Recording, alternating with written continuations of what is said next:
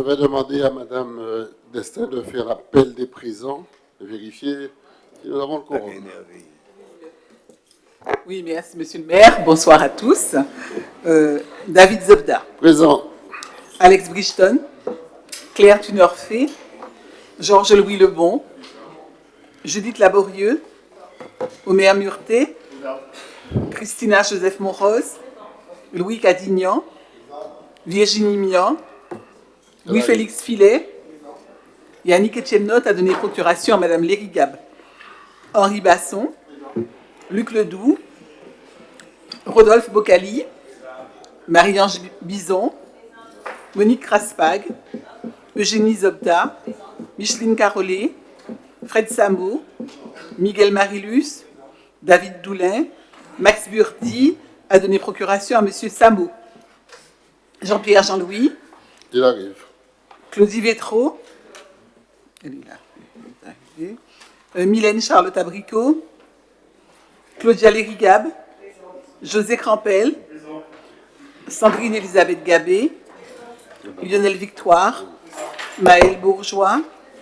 Lucie Latour. Yolène Pendant. Pierre-Joseph Adélaïde. Thierry Bernard Adel. Raoul Oligny. Cindy Sillon. Nelly Charlotte. C'est Mylène. C'est plus haut. D'accord. Je reprends. Claude Marlin. Fabrice Dunon. Monsieur le maire, le quorum est atteint. Oui. Non, c'est Fred qui l'a. C'est Fred qui l'a. Il a donné à M. Samon. Il a donné à M. Samon. C'est Fred Samou qui l'a. C'est Fred. Merci beaucoup. Nous allons pouvoir délibérer. Chut, s'il vous plaît, mes amis, on commence. Je vais demander à Judith Laborieux et à José Crampel s'ils veulent bien assurer le secrétariat. Ils en sont d'accord. Oui. Parfait. Nous allons donc tout de suite passer à l'approbation du dernier PV de notre conseil du 21 décembre 2023. Vous avez tous reçu le PV. Avez-vous des observations à formuler? S'il n'y en a pas, nous passons au vote. Quels sont ceux qui l'approuvent? Qui sont contre? Qui s'abstiennent? Merci. Il est adopté à l'unanimité. Alors, l'ordre du jour, avec votre autorisation, connaîtra un point supplémentaire qui sera proposé par Mylène Charlotte. Il s'agit d'un déplacement que j'ai effectué à Cuba et qui sera un point supplémentaire. Est-ce que vous êtes contre la proposition de ce point supplémentaire? Très bien, donc il sera rajouté à l'ordre du jour. Nous aurons donc les orientations budgétaires en 2024 et les autorisations de dépenses avant le vote du budget de l'exercice 2024. C'est Miguel Marilus, le président de la commission finances, qui présentera ces deux points. Ensuite, je présenterai le remplacement d'un élu au sein de la Caisse des écoles. C'est le troisième point. Ensuite, sur l'informatique, la convention de partenariat Réseau France Service, ça sera José Crampel qui présentera ce point. Il présentera aussi la convention commune du Lamentin Association s'est lancée dans le cadre du Digilam. Ensuite, l'avenant numéro 2 au programme Action Cœur de Ville du Lamentin sera présenté par moi-même. Et enfin, toutes les questions relatives à l'urbanisme, c'est-à-dire le renouvellement du contrat de maintenance Esprit France, réciprocité Contact, réciprocité Monde Cabri, réciprocité ABC au fil de l'eau et réciprocité nature et reboisement seront présentés par Fred Samou, le président de la commission d'urbanisme. Nous commençons tout de suite, si vous le voulez bien, avec le point concernant le rapport d'orientation budgétaire. Non, on va faire le point qu'on vient de rajouter à l'ordre du jour du Conseil. Je vais passer la parole à Madame Charlotte. Merci, Monsieur le maire. Bonsoir à tous. Alors, Bonsoir. il s'agit d'un mandat spécial relatif au déplacement de Monsieur le maire à Santiago de Cuba du 19 au 28 janvier 2024.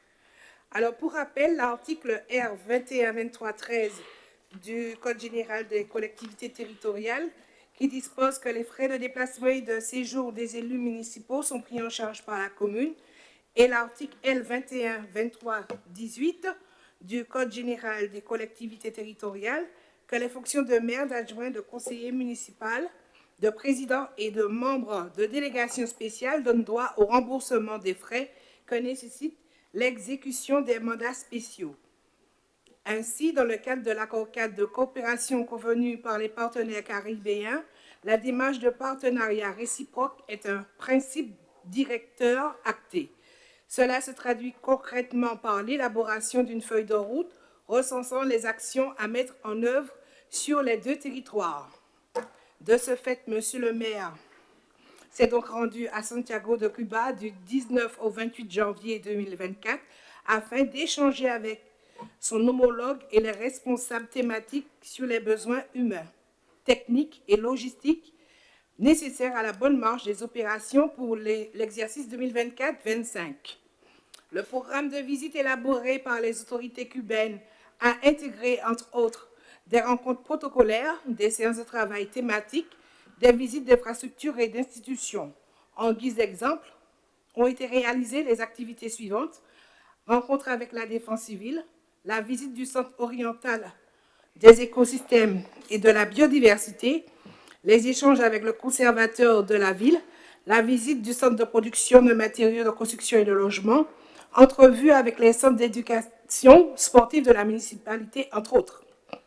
Il est donc demandé aux élus du conseil municipal d'approuver le déplacement de Monsieur le maire du 19 au 28 janvier 2024, d'autoriser le remboursement des frais engagés par Monsieur David Zobda, c'est-à-dire l'hébergement, la restauration, le transport terrestre et les autres frais, sur présentation des justificatifs. D'autoriser Monsieur le maire à engager l'ensemble des dépenses. Voilà, Monsieur le maire. Merci. Merci beaucoup. Il y a des remarques? Passons au vote. Quels sont ceux qui sont contre, qui s'abstiennent? Merci. On passe au point suivant. Le rapport d'orientation budgétaire. Je passe la parole à Miguel Marilus.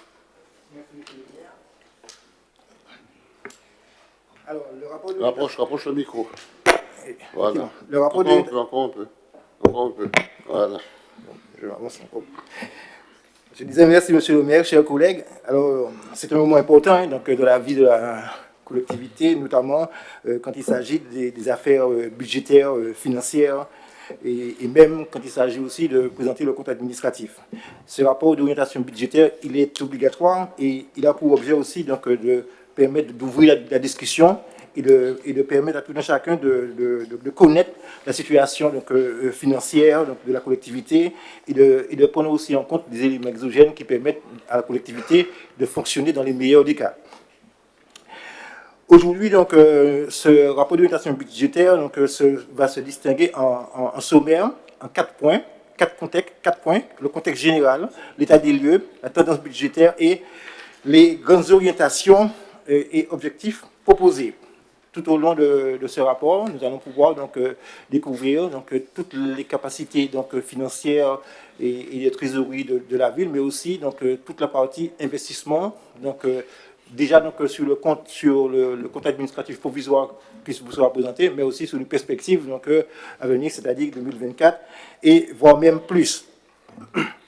Le contexte général donc, se caractérise toujours par la situation internationale, la situation nationale et la situation locale. Concernant donc, ce contexte économique et social, je ne vais pas donc, vous faire une lecture exhaustive, mais je vais quand même, donc, j'ai pris comme le soin avec les services de faire un résumé des trois pôles, c'est-à-dire international, national et local. Sur la situation internationale, l'orientation politique monétaire resterait restrictive et les effets du resserrement mis en œuvre par les banques centrales pour réduire l'inflation devraient s'accentuer. Cet objectif devrait entraîner une baisse de la croissance et une augmentation des demandes d'emploi. Ça, c'est un peu la situation globale internationale, eu égard donc, aux nombreuses soucis et problèmes actuels. Je ne reviendrai pas sur ce qui se passe en Ukraine, ni non plus ce qui se passe en Palestine, mais tout ça contribue donc, à faire un contexte international de moins en moins rassurant, même si donc, quelques pans de l'économie laissent percevoir de bons signes. La situation nationale, elle est un peu comparable, donc, si je peux me permettre, donc, la situation internationale. En effet, la croissance de l'économie française donc, serait limitée à 0,8% donc, en 2023, selon l'Observatoire français de conjoncture économique. soit un peu de moins % donc, prévu par le gouvernement. En tout cas, en 2004, elle rebondirait à 1,2%. Donc, de plus, la courbe du chômage devrait donc s'inverser et passer de 7,2% actuellement à 7,9% l'année prochaine. Ça, c'est sur le plan national. Mais au niveau local, l'évolution de l'économie martiniquaise donc, se poursuit.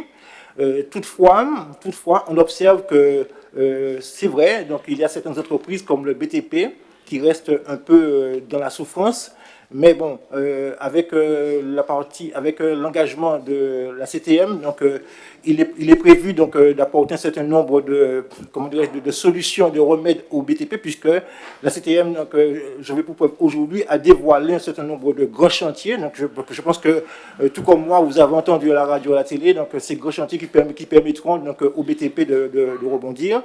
Et contrairement à la métropole, effectivement, on constate que la courbe du chômage donc en Martinique a tendance donc à se réduire, c'est-à-dire qu'il y a la loi de l'offre d'emploi semble presque supérieure à la demande d'emploi des chômeurs. En tout cas, pour l'instant, les choses sont sur une courbe je dirais plus ou moins optimiste.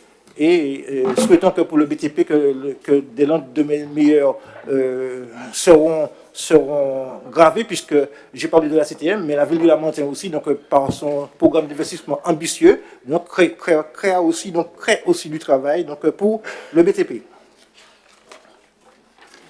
Je passe donc tout de suite donc à l'état des lieux, donc situation financière, comptable et administrative. C'est-à-dire que voilà. D'accord, ok. Alors, la situation financière, donc cette situation permet donc attendez, je me positionne aussi puisque je suis plutôt le document. Alors, c'est une rétrospective donc, de la situation financière exacte de la ville au 31 décembre 2022. Même si donc, le compte administratif a été voté, mais à un instant T, on fait le point pour être sûr que ce sont effectivement ces résultats qui avaient été votés. D'ailleurs, on le voit, le solde d'épargne sont positifs. En effet, l'épargne brute s'élève à 4 100 000 euros, permettant le remboursement du capital de la dette. Ça c'est quand même quelque chose d'extraordinaire pour les collectivités.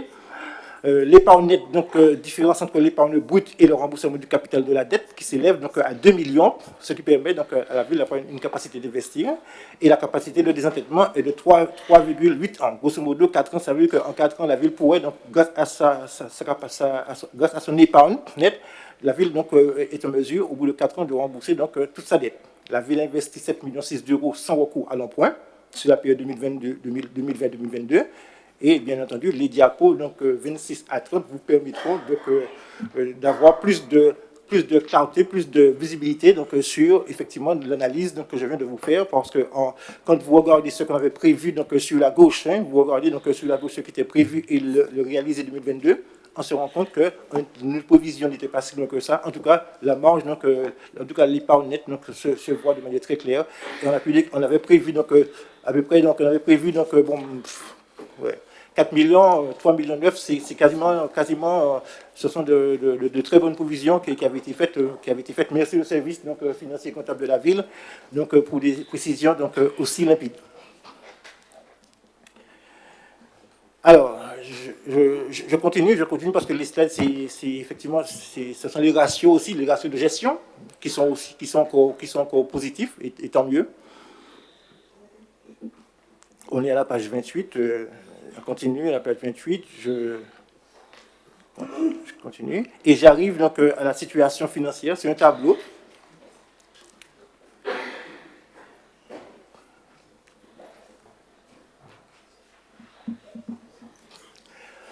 Alors, voilà, donc j'arrive à ce tableau. C'est un tableau. Le tableau, la situation financière, M. Dalu. On revient sur le tableau. Vu l'ensemble, voilà. C'est ce tableau, bon, je vais montrer dans les détails, mais c'est un tableau qui nous permet d'analyser donc toutes les opérations, donc tant au niveau des marges, tant au niveau donc, des recettes, tant au niveau des dépenses. Et c'est un tableau de bord donc, qui permet plutôt aux financiers, aux financiers et aux comptables donc, de nous apporter donc, le plus de précision donc, quand il s'agit donc, de présenter des chiffres, donc, tant au niveau des recettes qu'au niveau des dépenses, en section de fonctionnement et en section d'investissement. Et bien entendu, donc, on a aussi l'encours de la dette qui est la dernière ligne en rouge de 15 millions donc, au 31 décembre 2022.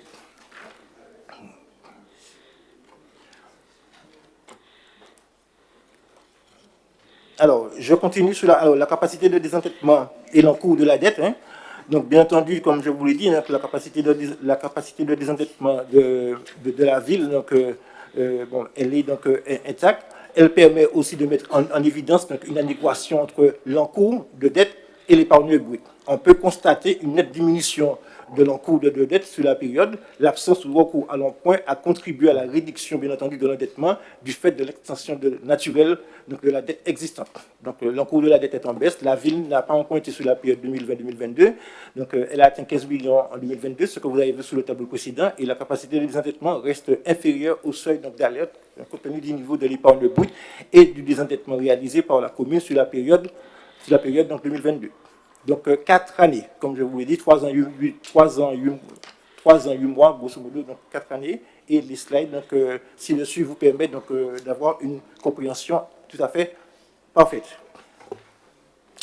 Là, nous avons donc les différents critères de la ville, hein, comme vous pouvez le constater. La caisse d'épargne bon, a le plus gros lot, la caisse d'épargne. Ensuite, nous avons l'Agence française de développement, le Crédit agricole, ainsi que la Banque française.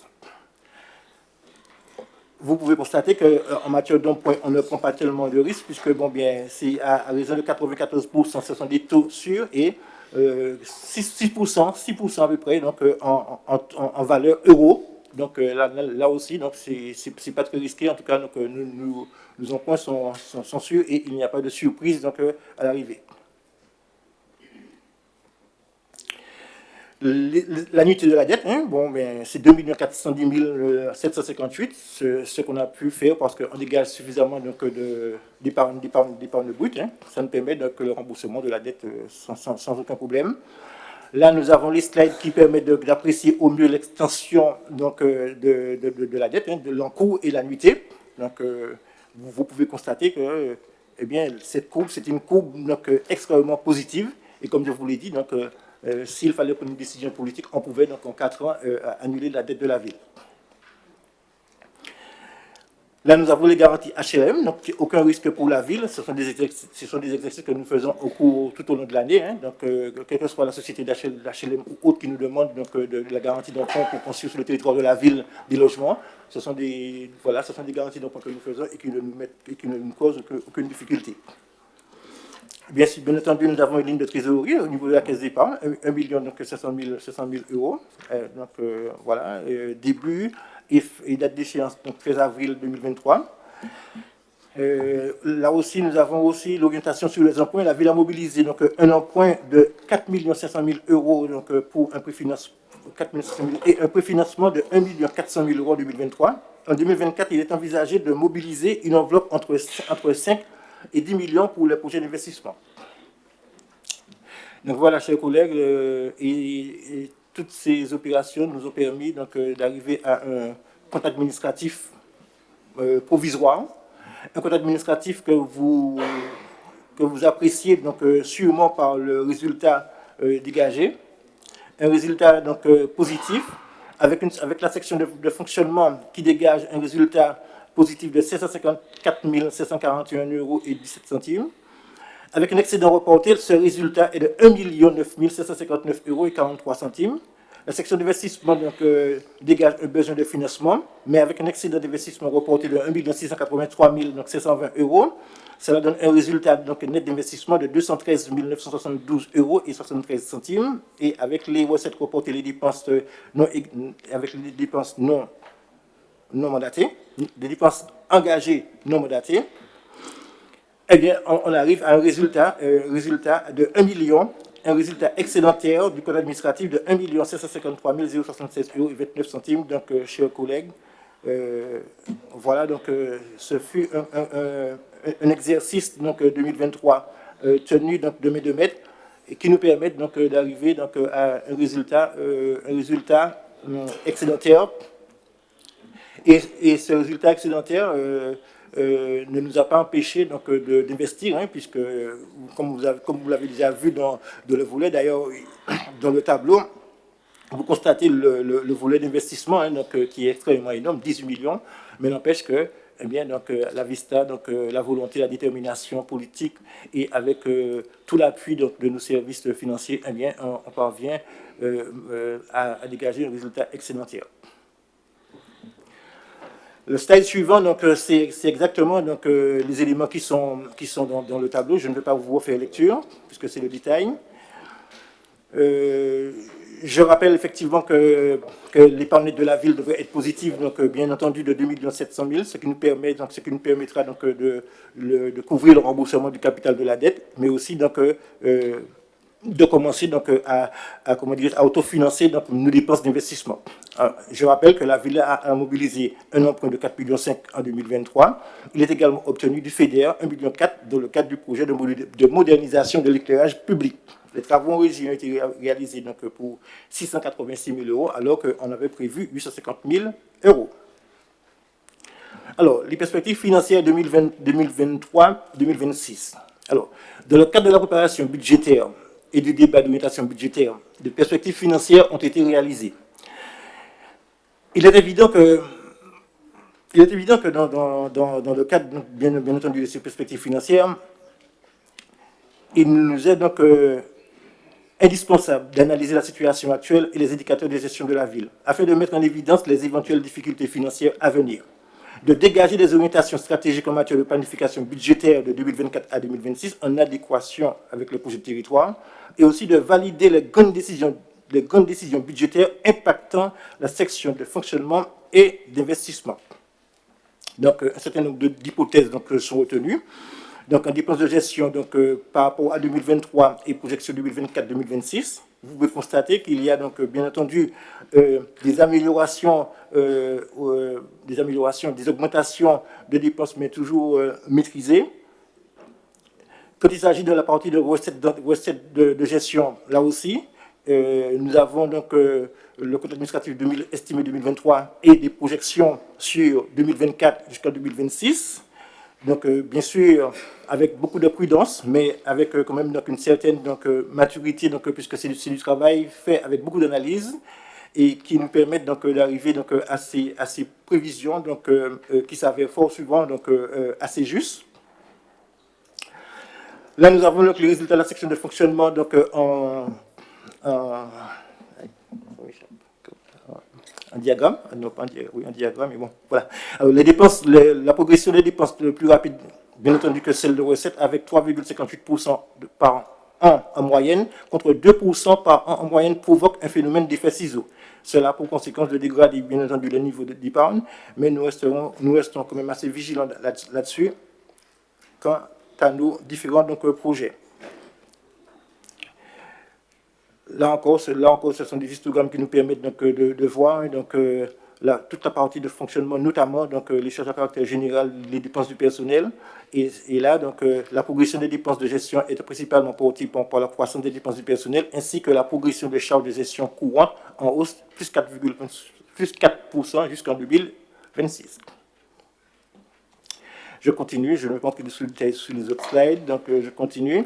Et quand je parlais donc de perspective 2023-2026, donc des hypothèses retenues en investissement, effectivement, nous avons un programme d'investissement ambitieux, très très ambitieux, donc de maintenant jusqu'en 2026. Et pour s'assurer donc de la réalisation de ce programme d'investissement ambitieux, plusieurs scénarios ont été donc élaborés. Et ils ont été élaborés, ils ont été donc étudiés avec la plus grande vigilance avec les services financiers afin de s'assurer que tous les projets que nous allons inscrire dans le budget 2024, 25 et 26 qu'on ait eu à un instant T tous les éléments précis. C'est vrai, la ville ne portera pas seule donc, cet ambitieux projet puisque vous le savez, l'an dernier, on a signé donc une convention avec un partenaire, avec la CTM, mais aussi donc d'autres partenaires que l'État donc vont contribuer donc à l'élaboration donc de notre projet de territoire. Nous nous sommes fixés un cap, bien entendu, un deuxième cap, puisqu'il y a déjà cap 4032 qui existe, un deuxième cap, c'est-à-dire que tout projet qui sera lancé, le financement donc, sera là. Le projet ne sera pas lancé et après on va chercher le financement. Non, le projet est lancé, c'est parce que le financement est là. Les études sont menées. Si on doit dégager donc prise de terrain, eh bien cela aura été fait. Donc afin que nos projets aboutissent, car il ne sera pas question pour nous d'avoir pris autant de risques financiers, de faire des emprunts, de passer des conventions et que nos projets n'aboutissent pas. Donc ces quatre hypothèses nous ont vraiment éclairés sur toute la perspective financière, parce qu'il s'agit aussi pour nous, en 2024, c'est vrai que nous allons recourir à l'emprunt, mais nous allons aussi donc, percevoir des subventions et il faut à tout instant, nous aurons donc les yeux rivés donc, sur notre capacité donc, financière, notre épargne brute, pour s'assurer que nous serions en mesure donc, de rembourser nos emprunts, d'investir, c'est-à-dire épargne nette, donc épargne brute, épargne nette, en tout cas s'assurer à tout instant que la situation financière de la ville ne soit pas mise à mal. Donc c'est une volonté donc, politique, elle est plus que politique, puisque ce projet, monsieur le maire, donc, et nous, chers collègues du conseil municipal, notamment de la majorité, mais aussi, donc, je parle à l'ensemble donc, des élus, donc, puisque nous sommes tous donc, la Martinois, en tout cas, il est important donc, pour nous de mettre en œuvre ces projets, mais aussi de ne pas mettre en difficulté notre ville. C'est bien pour ça que nous avons pris toutes ces décisions, toutes ces mesures, faire plusieurs séances de travail donc, et s'assurer que ces projets donc, seront effectivement bien réalisés. Donc je continue sur cette... voilà. Je vais vous demander donc, d'aller à la page, puisque ce sont les scénarios que je ne veux pas reprendre pour vous, puisque je vous ai déjà expliqué un peu donc, le pourquoi des scénarios. Alors, on arrive à la tendance budgétaire. Alors, la tendance budgétaire, donc, bien entendu, elle va se caractériser donc, par des recettes de fonctionnement, des dépenses de fonctionnement, des recettes d'investissement, des dépenses d'investissement. Bon. Cette tendance budgétaire 2024, comment que nous allons la mener? Alors, la partie recettes de fonctionnement fiscalité. Alors, le coefficient de la revalorisation des bases fiscales donc pour les propriétés bâties et non bâties a été fixé à 3%. En ce qui concerne la taxe d'habitation sur les résidences principales, les communes n'appartenant pas à la zone d'urbanisation continue de plus de 50 000 habitants, mais dans lesquelles sont constatés un niveau élevé de loyer, pourront instaurer la majoration de la taxe d'habitation sur les résidences secondaires. La ville peut donc instituer ce nouvel impôt. Le produit fiscal sur les ménages estimé en 2024 sans augmentation des taux est de 25 047 420 €, soit une variation de 3,8% par rapport au produit perçu en 2023 qui était de 24 130 463 €. Alors, il s'agit donc d'un effet positif issu uniquement de l'élargissement de la base fiscale. Vous l'avez constaté. Concours donc, de l'État, bien entendu, donc 3 161 231 € pour la dotation globale de fonctionnement, 4 156 404 € pour la dotation aménagement, l'octroi de mer pour un montant estimé à 25 223 586 € pour l'année 2024, soit une progression de 3,4%. Les attributions de compensation de la CACEM qui sont estimées à 1 million d'euros en 2024. Les droits de mutation donc, pour un montant de 732 000 €, donc correspond un peu à la somme de 2023. La taxe locale de publicité donc, d'environ 700 000 € et la taxe carburant estimée à 495 000 €. En matière de dépenses de fonctionnement, les charges du personnel sont estimées à 43 904 982 € et 88 centimes.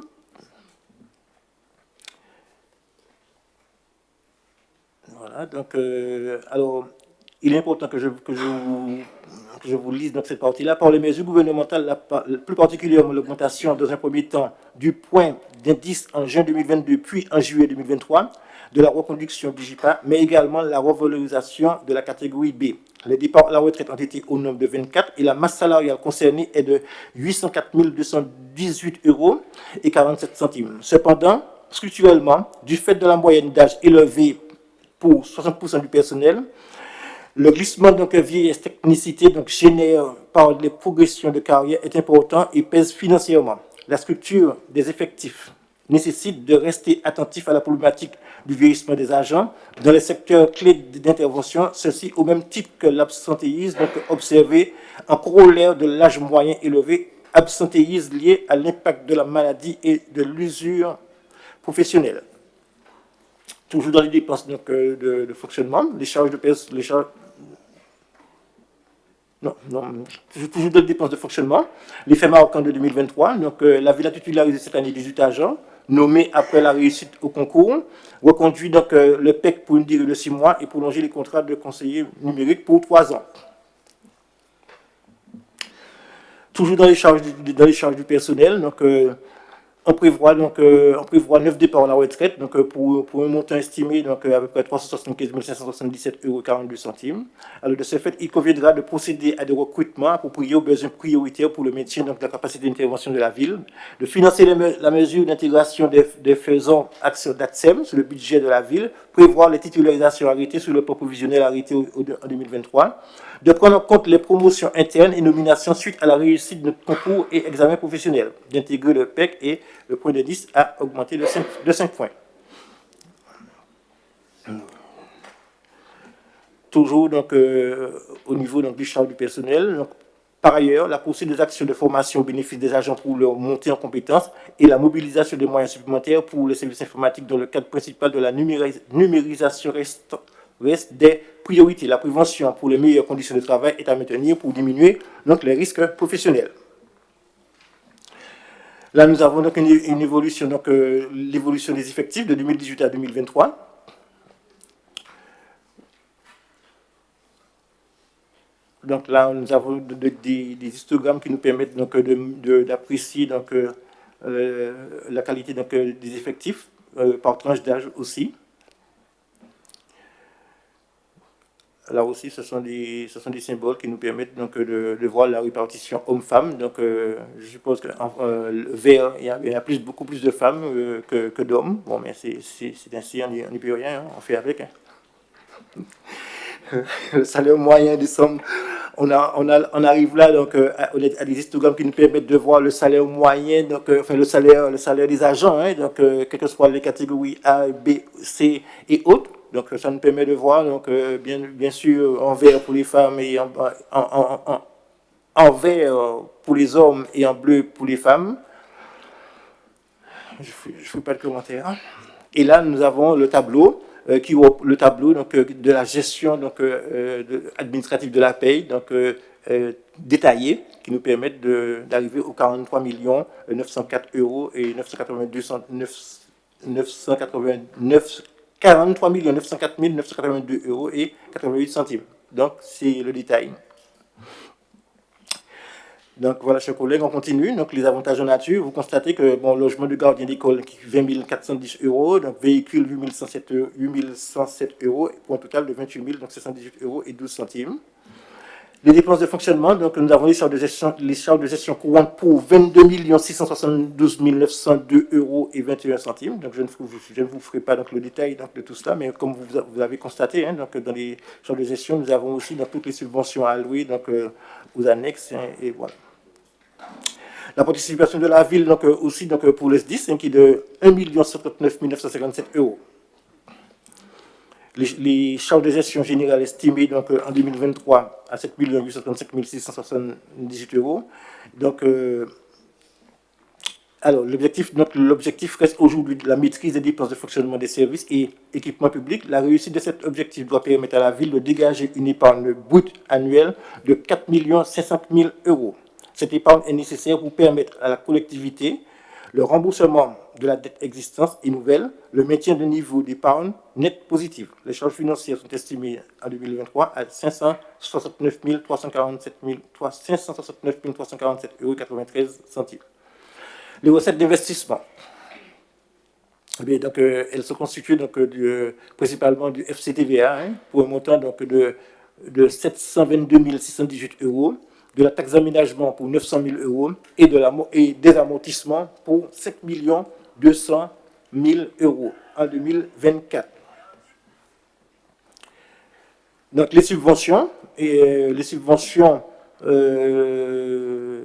sont de l'ordre de 8 208 243 € et des emprunts prévus entre 10 millions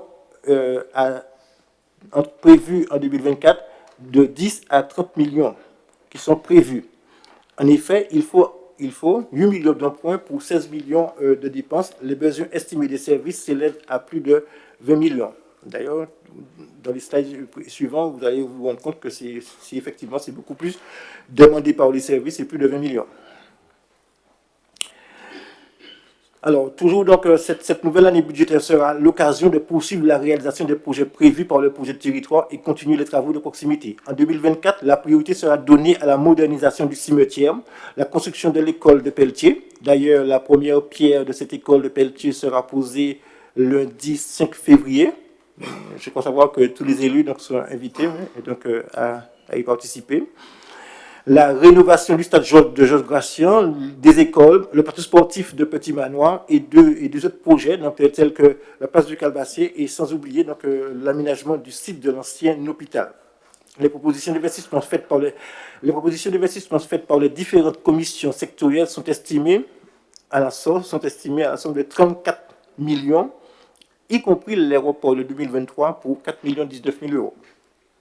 Alors, bien entendu, des choix seront à faire avant le vote du budget donc 2024 en fonction de 4 critères.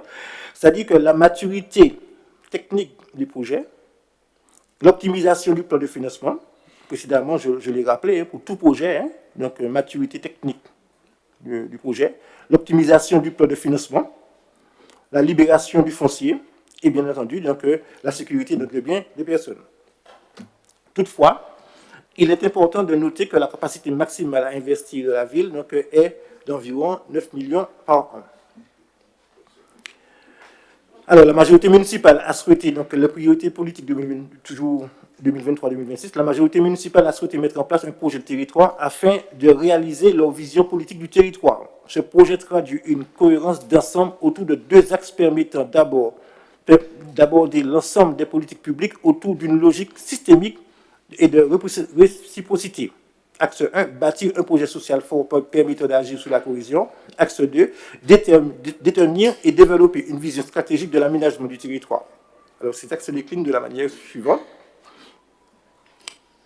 Bien entendu, le Lamentin souhaite bâtir un projet social et solidaire. Dans l'élaboration de cette vision politique à l'échelle de la commune, le projet est porté par la volonté de construire un bien-vivre territorial dans les secteurs suivants: économie, cadre de vie, culture, habitat, jeunesse, action sociale. Le Lamentin souhaite ainsi avoir la capacité de faire face aux enjeux, lui étant propre, mais aussi de détenir une perspective stratégique de ce que devra être le Lamentin de demain, plaçant le bien-vivre au cœur de la démarche.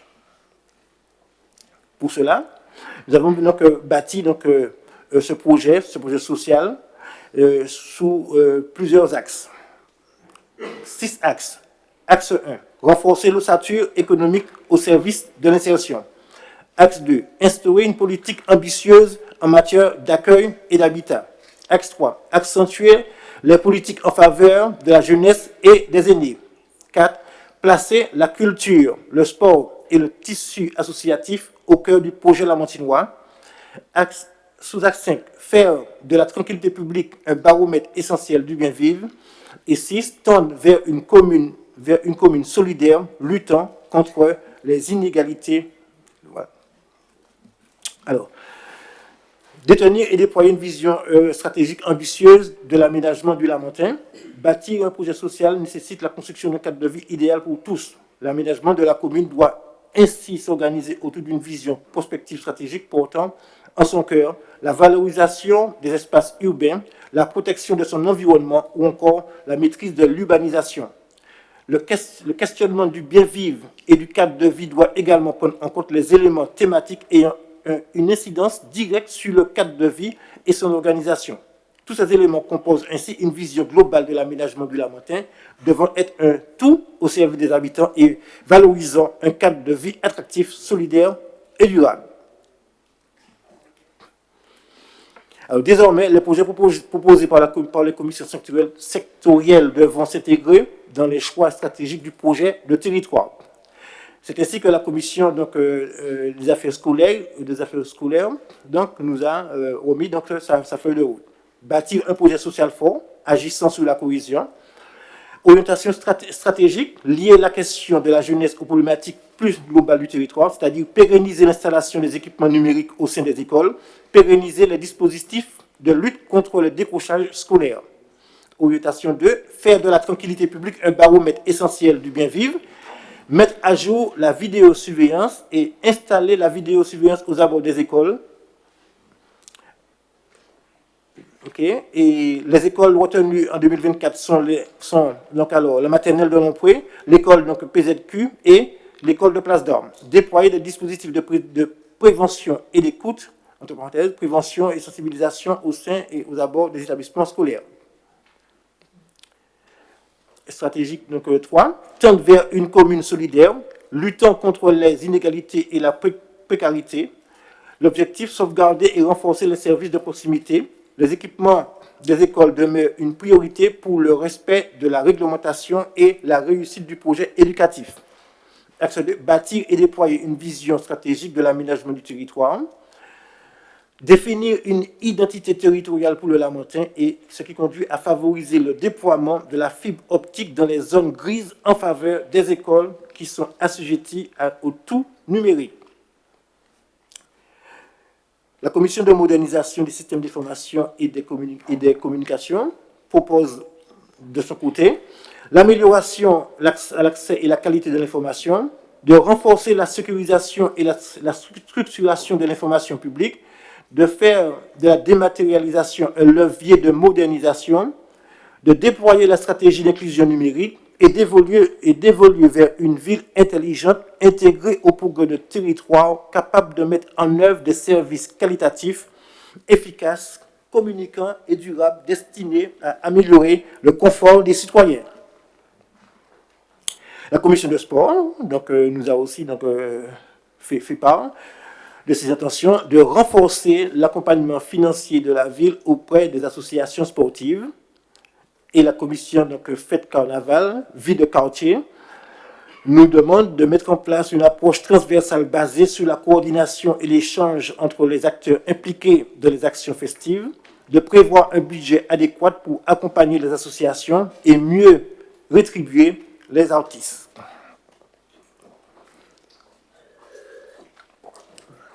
Et pour finir, la commission crèche souhaite l'amélioration des conditions de travail des agents et la mise aux normes des 6 structures.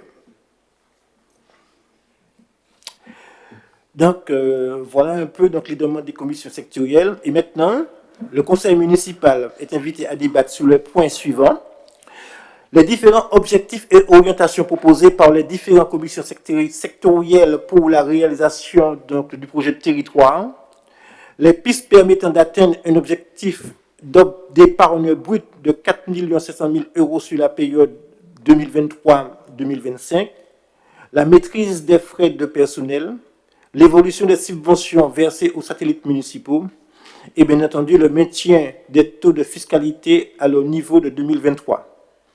Les conclusions retenues par le conseil municipal du 1er février pour ces 5 points seront alors intégrées sous réserve des arbitrages budgétaires dans le projet de budget primitif voté le 11 avril prochain.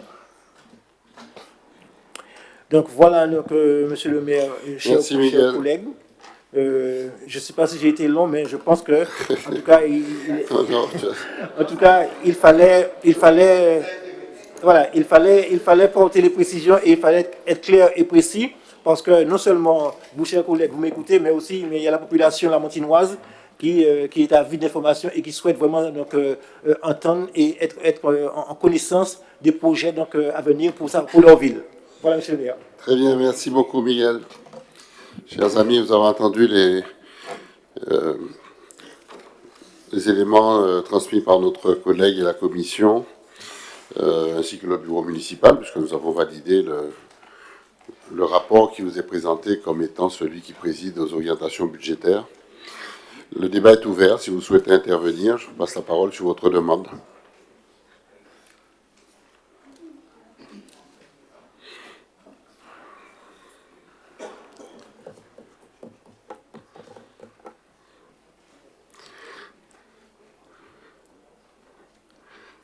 Il n'y a pas d'intervention, les choses étaient tellement claires et tellement précises.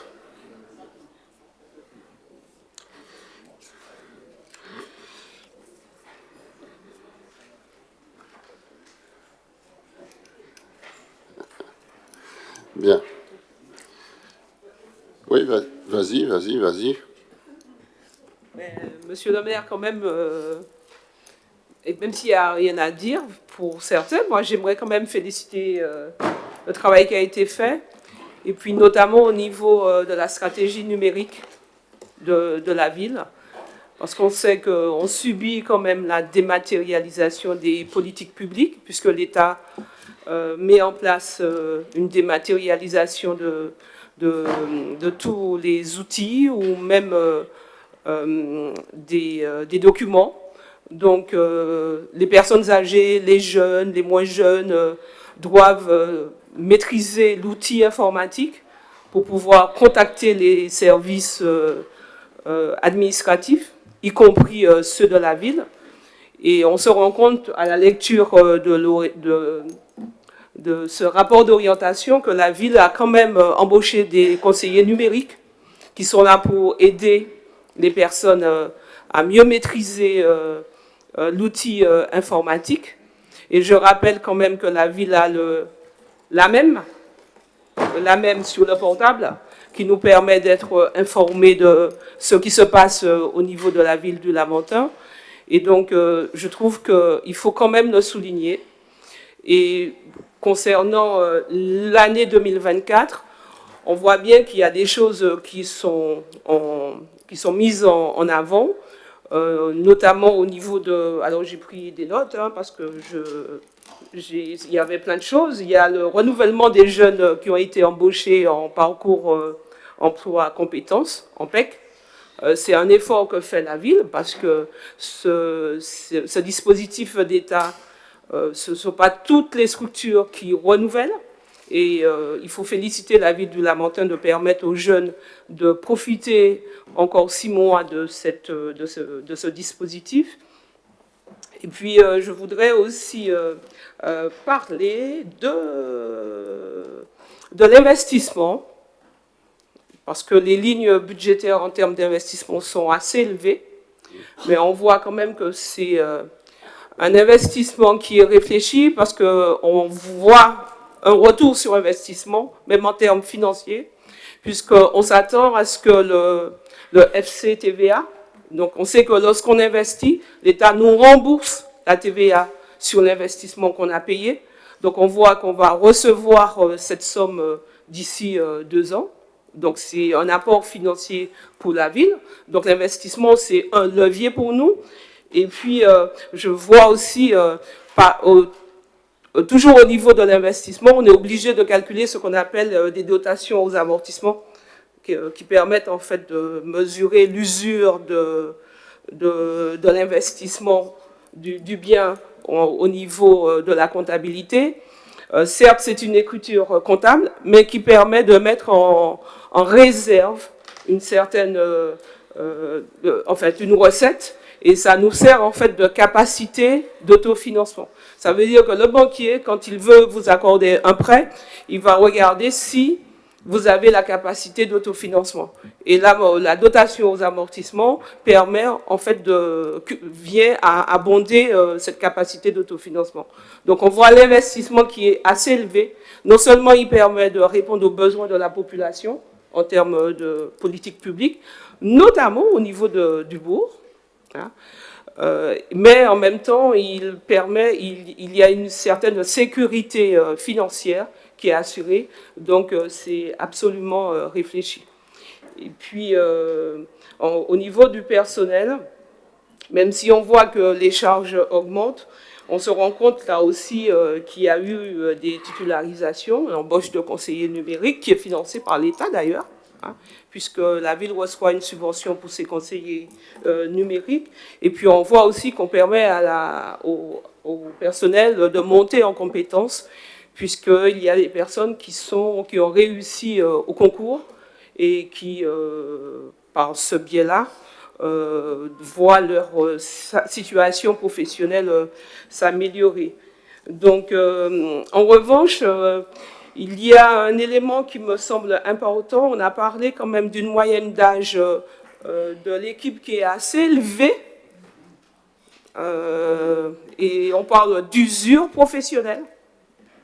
Et donc, je pense et de maladie aussi. Je pense qu'il faut qu'on travaille avec le centre de gestion à l'amélioration de cette situation pour le personnel municipal, pour voir en termes de mobilité interne, qu'est-ce qu'on peut faire. Est-ce qu'une personne qui se retrouve dans une situation difficile, par exemple au niveau des écoles, dans les cantines où il y a plein de bruit avec les enfants et qui a déjà un certain âge et qui a passé pratiquement 30 ou 40 ans dans ce poste et qui aurait envie de changer, est-ce qu'on ne peut pas trouver une mobilité professionnelle pour ces personnes? Et puis d'autre part, voir, parce qu'on l'a fait, puisqu'on a eu une ligne où il y avait les ruptures conventionnelles. L'État permet aux collectivités de faire des ruptures conventionnelles. C'est quoi une rupture conventionnelle? Si vous êtes proche de la retraite, vous avez envie, vous négociez avec votre employeur pour pouvoir repartir plus tôt. Et donc, voir si financièrement la ville peut se permettre de le faire. C'est vrai qu'il y a des contraintes, mais ça peut être des solutions aussi pour des personnes pour mieux vivre du personnel. Donc, voilà ce que je voulais dire. Et donc, voilà, bravo pour le social et le solidaire, parce qu'il ne s'agit pas uniquement d'aménagement. Il faut aussi tenir compte des hommes. Merci beaucoup. D'autres interventions? Oui, José. Merci de me donner la parole, Monsieur le maire. Bonjour à toutes et à tous. Enfin, ce que je voulais souligner, qui est relativement important, c'est le niveau de titularisation au sein de la ville du Lamentin, qui est de 71%. Donc sur 826 agents, près de 593 de ces agents sont titularisés, donc c'est un effort important. Et on l'a signalé aussi, près de 18 agents seront titularisés aussi cette année. Donc ça, c'est un élément important d'effort de la ville en matière de personnel.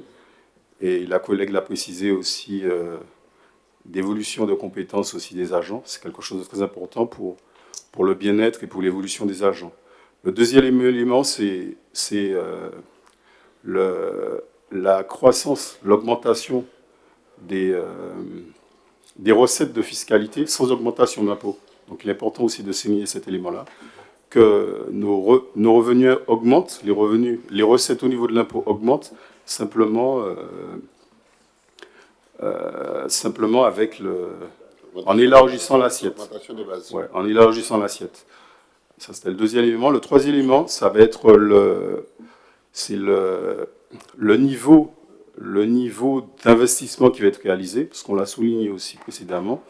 C'est l'école de Petché, l'investissement de l'école de Petché qui représente 5 millions, le plateau sportif de Petit Manoir, etc., etc. Donc il est important de souligner que tout cela se fait avec quand même un budget positif, un budget équilibré, un bilan équilibré. Donc il est important de souligner tous ces éléments. Oui, vas-y. Je voulais juste rajouter en entendant ce qu'a dit José, parce qu'effectivement, je l'avais noté, j'ai oublié de le dire. Les recettes fiscales sont importantes dans notre budget, mais ce sont des recettes qui sont endogènes, c'est-à-dire c'est notre territoire qui génère ces recettes, et elles ont augmenté, je pense que grâce au travail qui est fait sur l'adressage. Voilà. Un travail de mutualisation, il faut le préciser, parce que Et l'élargissement des bases. Et l'élargissement des bases. Un travail de mutualisation. Souvent, on a tendance à dire qu'on ne travaille pas ensemble. Et là, c'est l'ACASEM et les 4 villes du territoire qui ont conventionné avec le trésorier payeur, donc avec les services de l'État, pour travailler sur l'adressage, pour que chacun puisse avoir quand même un numéro de maison et un nom de rue. Je rappelle que c'est important pour la dématérialisation. C'est important aussi, tout le monde achète, ça vous est arrivé d'acheter sur les marketplaces, en fait sur Internet. Vous voyez bien qu'on vous demande de mettre un numéro, une rue, etc. Et si vous n'avez pas ça, c'est quand même difficile. Donc c'est l'effort que fait la ville en mutualisant pour pouvoir donner à toutes les maisons un numéro et un nom de rue. Et donc, ça, c'est important pour la géolocalisation aussi, parce qu'on a tendance à envoyer des géolocalisations à nos amis pour leur dire de venir. Et si il n'y a pas de rue, il n'y a pas de numéro, c'est quand même compliqué. Et puis, la deuxième chose que je voulais dire, c'est le numérique en commun, parce que la ville, en 2023, a quand même organisé avec la CTM et la mission locale du centre, la MILSEM, le numérique en commun avec toutes les associations pour faire en sorte que chacun puisse monter en compétence sur le numérique. Donc ça aussi, c'était important pour moi de le préciser, ce d'autant plus qu'on a mené une enquête l'année dernière, une enquête qu'au niveau national, toutes les régions avaient menée depuis au moins 2 ans, et la Martinique ne l'avait pas encore faite. La CTM la mise en œuvre l'année dernière, et on a pu remarquer qu'en Martinique, 7 Martiniquais sur 10 étaient en fragilité numérique. Ça veut dire qu'ils ne maîtrisent pas l'outil. Certes, ils savent envoyer des WhatsApp, ils savent aller sur Facebook, mais quand il s'agit d'aller sur le compte Amélie, ils ne savent pas. Donc c'est ça la fragilité numérique. Et donc, il est important pour la ville d'accompagner, et on a les conseillers numériques et les forces services. Je le dis parce que tout à l'heure, il y aura un point sur la convention force service. Donc, c'est quand même important. Merci. D'autres interventions, José? Un dernier élément qui est le suivant, c'est quand même rappeler les subventions qui sont versées aux associations et aux satellites en 2023, qui sont estimés à 22 672 902 €. Donc, il est important de souligner l'effort que fait la ville en matière pour les associations et pour les satellites. Donc, pour l'amélioration du cadre de vie de ces administrés de la population. Oui. D'autres interventions?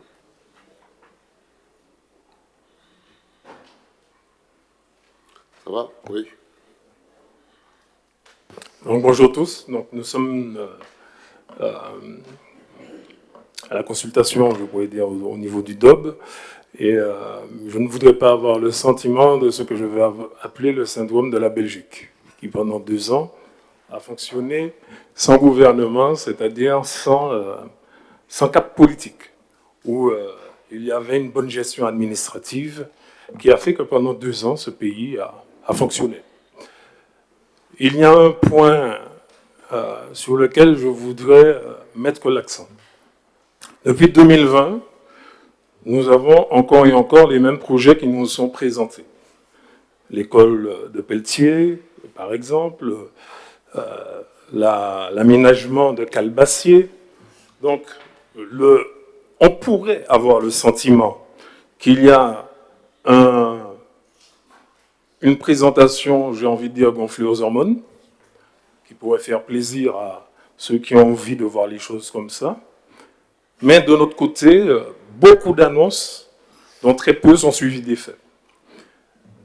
Durant cette présentation, il nous a été dit encore une autre fois, ou du moins, non, c'est la première fois, mais les autres fois, il nous avait été dit que ça allait démarrer. Mais là, pour la première fois, nous entendons dire qu'il y aura la pose de la première pierre pour l'école de Pelletier. Donc encore et encore, c'était ça mon observation, puisque c'est un débat qui ne sera pas suivi de vote. et j'espère que cela ne crispera personne de ce que l'opposition puisse prendre la parole. C'est là mon observation qu'il y ait beaucoup d'annonces, mais que les effets soient très peu suivis. Et c'est là également ma grande crainte. D'autres interventions? Oui.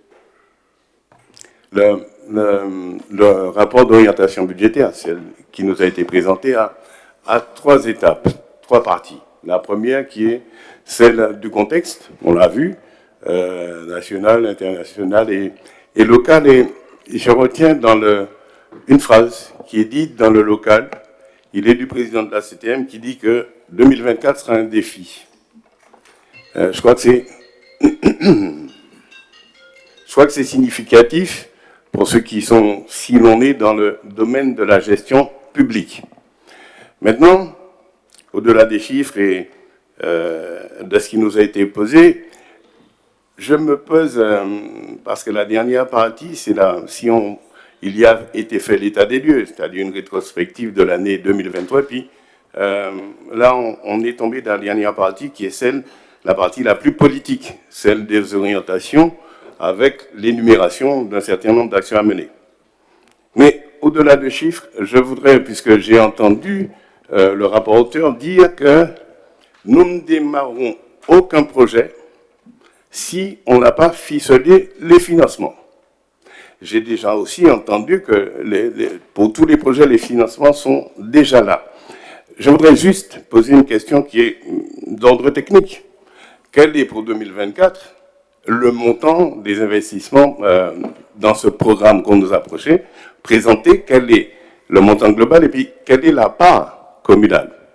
Et quels sont les autres financements prévus de manière précise? Et je voudrais aussi faire une observation, dire que il était question de débattre sur la progression des frais de fonctionnement. J'ai aussi lu dans la partie investissement qu'il s'agira d'aller sur des emprunts d'équilibre qui varieraient entre 20 et 30 millions sur l'année 2024. Je crois que le contexte, vous le savez, c'est un contexte inflationniste. Donc il s'agit, je l'ai vu, on a présenté des scénarios, il fallait trouver le meilleur qui me permette de maîtriser. Mais autre question, qui est aussi d'ordre technique, quelles sont les stratégies pour maîtriser? Parce que là, personne, et la tendance n'est pas, n'est-ce pas, au desserrement des taux. Donc, quelle est la stratégie posée pour maîtriser donc ces aspects-là, sachant que un prêt fait sur un certain nombre de temps impacte inévitablement les frais de fonctionnement, qui sont déjà en train de progression, qui sont déjà en train de progresser. On peut le dire, c'est aussi la question des recrutements, parce que j'ai été étonné qu'on nous présente un tableau avec seulement une progression de 20 salariés entre 2020 et 2023. C'est relativement étonnant. Et puis juste observation, la ville du Lamentin a le meilleur taux de titularisation depuis 1998, après, n'est-ce pas, de nombreuses luttes du personnel salarial. Donc ça n'est pas une nouveauté, c'est quelque chose qui a été obtenu après de nombreuses luttes. Donc, 2 questions techniques qu'il fallait qui donnent une réponse, tout simplement. D'autres interventions? Oui, José. Simplement pour rappeler qu'en page 37 de ce DOB, il est écrit l'orientation des emprunts. La ville a mobilisé un emprunt à long terme de 4,5 millions, un préfinancement de 2,4 millions en 2023. En 2024, il a envisagé de mobiliser une enveloppe entre 5 et 10 millions pour les projets d'investissement. Donc il est clairement dit quelles sont les orientations d'emprunt pour 2024. Très bien, merci. D'autres interventions? S'il n'y en a pas, mais je vais conclure. Pardon? Il y en a d'autres? Non, ça va? Ok. Bien. Écoutez, moi j'ai écouté attentivement. J'approuve un certain nombre de points de réflexion et d'analyse. Il y en a d'autres que j'apprécie un peu moins. Les pays belges, j'apprécie un peu moins, Fabrice. J'apprécie un peu moins le pays belge. J'apprécie un peu moins le pays belge. D'accord. Mais pour moi, c'était une blague belge. Bref, plus sérieusement, je vais répondre rapidement aux questions qui ont été posées, puis après je vais développer autre chose. Il est dit que nous faisons beaucoup d'annonces et pas de résultats, pas de projets, mais nous verrons bien. De toute façon, ce sont des arguments que vous allez réserver pour quelques années.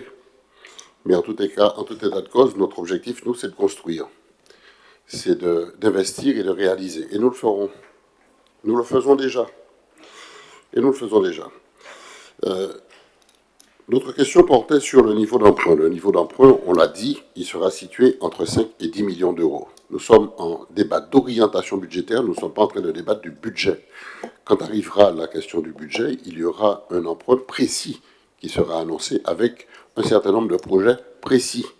Donc, dans l'orientation budgétaire, on fixe une fourchette dans laquelle on pourrait lever l'emprunt.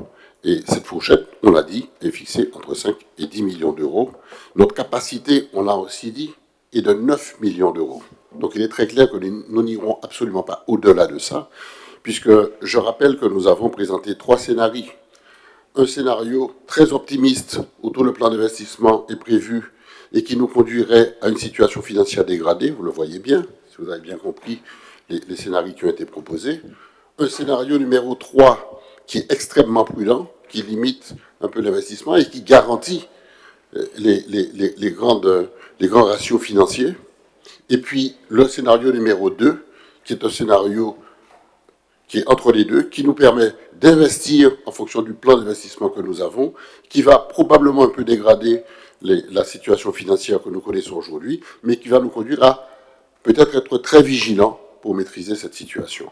Donc le scénario 2, c'est celui que nous allons retenir, parce qu'il nous semble le plus intéressant. Voilà le scénario 2, qui nous semble le plus intéressant parce qu'il combine à la fois un regard très précis sur la maîtrise de nos dépenses et de nos résultats comptables, mais en même temps, il nous permet une ambition, une vraie ambition, peut-être pas à la hauteur de ce que nous pourrions espérer, une ambition maximale, mais une vraie ambition.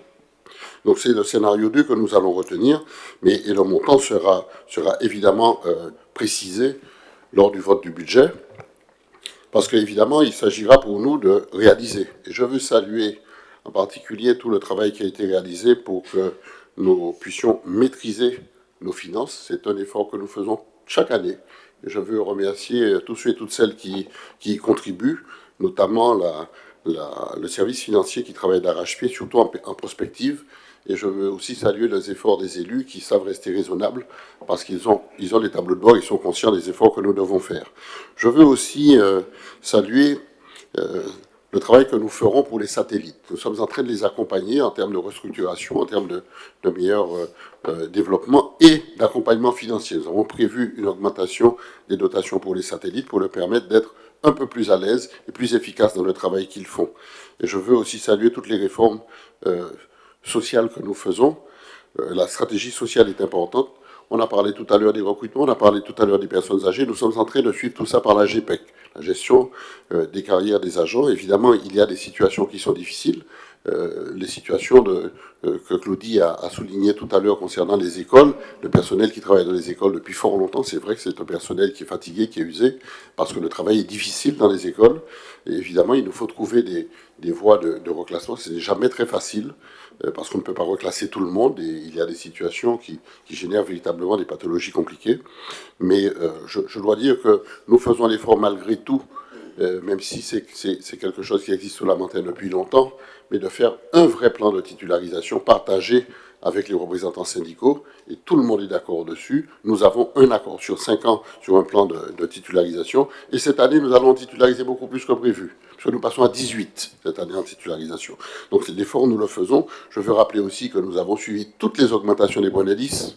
Nous sommes à jour de tout ça, et nous avons procédé aux évolutions de carrière avec les changements d'échelon et les avancements de grade. Donc nous sommes évidemment dans cette situation d'accompagnement, mais nous allons plus loin puisque nous travaillons aussi sur la qualité de vie au travail.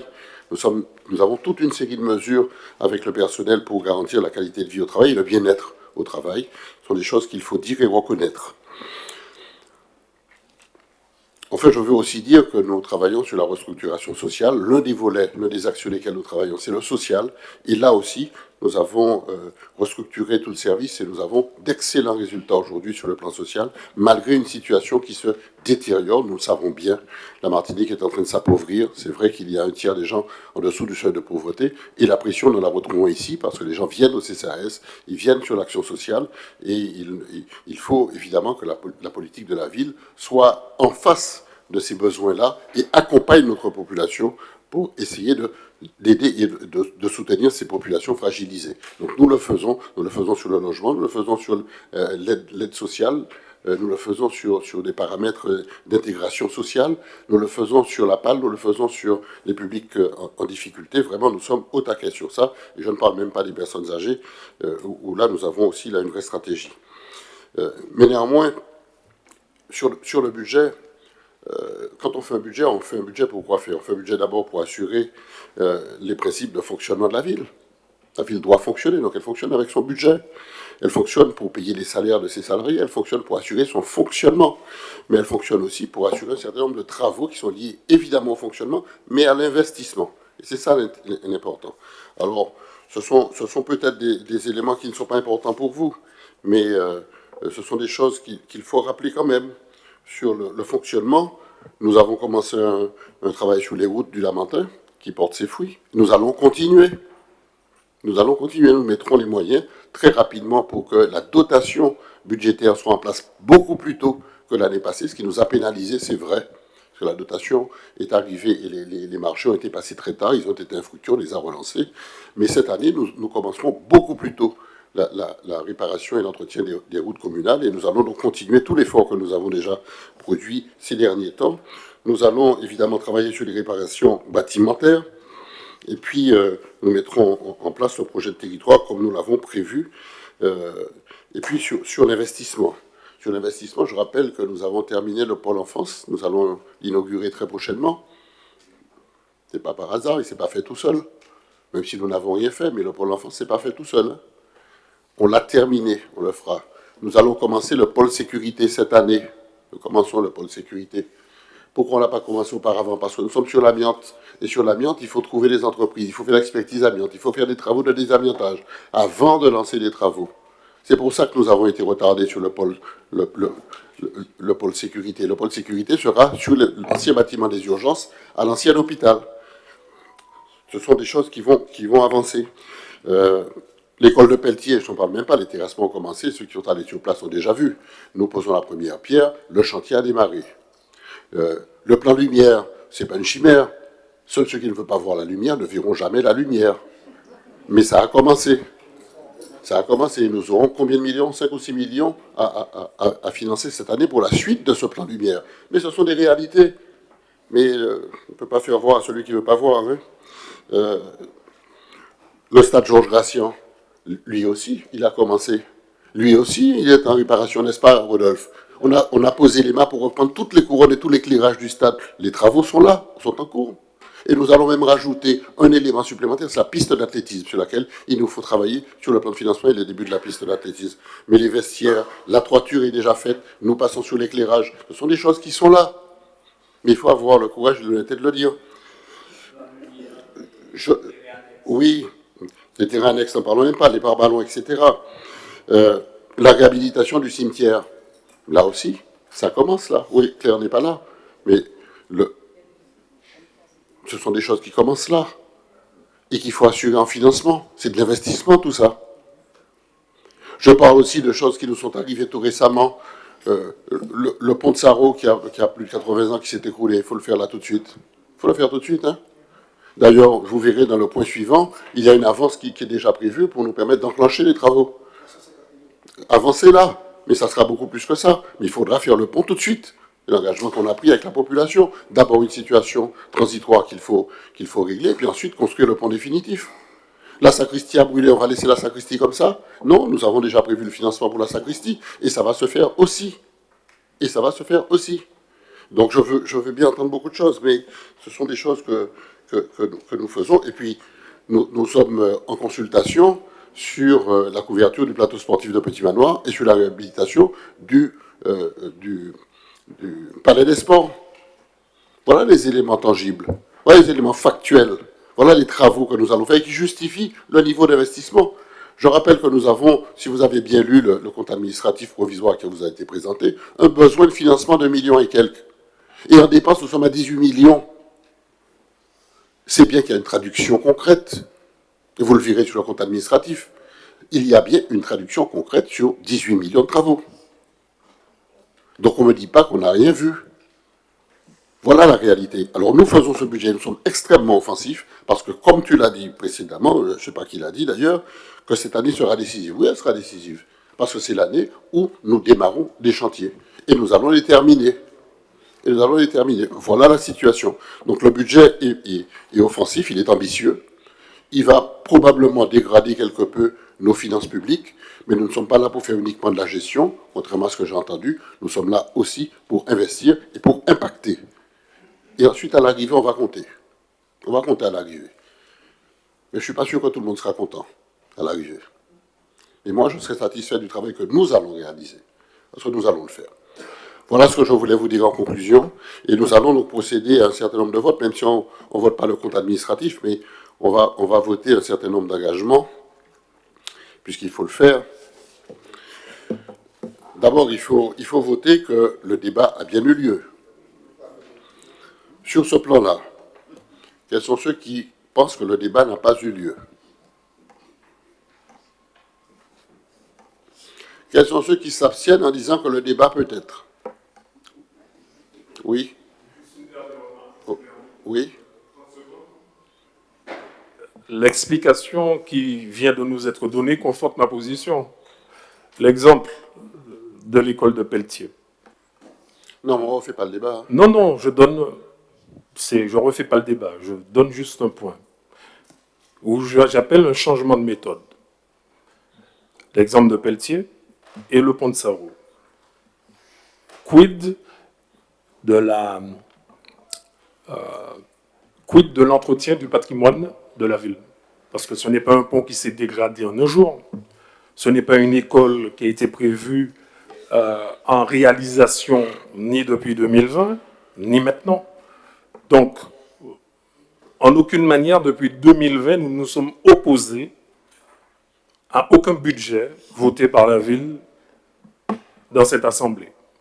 Néanmoins, nous demandons à ce qu'il y ait un changement de méthode et nous demandons, puisque le pont il s'est effondré, il ne s'est pas effondré du jour au lendemain. L'école non plus, ce n'est pas du jour au lendemain où il a été en état de vétusté et de petitesse, en capacité d'accueil. Donc, simplement ça. Il n'y a rien qui est prouvé du tout. Il y a des dizaines et des dizaines d'ouvrages d'art ornemental qui sont à la fois sur les routes départementales, des routes nationales et sur le domaine communal. Des centaines. Et en Martinique, il y en a des milliers. Donc, s'il fallait positionner le budget uniquement sur les ouvrages d'art, je pense que nous n'aurions fait que ça et nous n'aurions pas terminé. Si, c'est exactement ce que tu as dit. Si, en tout cas, c'est ce que j'ai compris.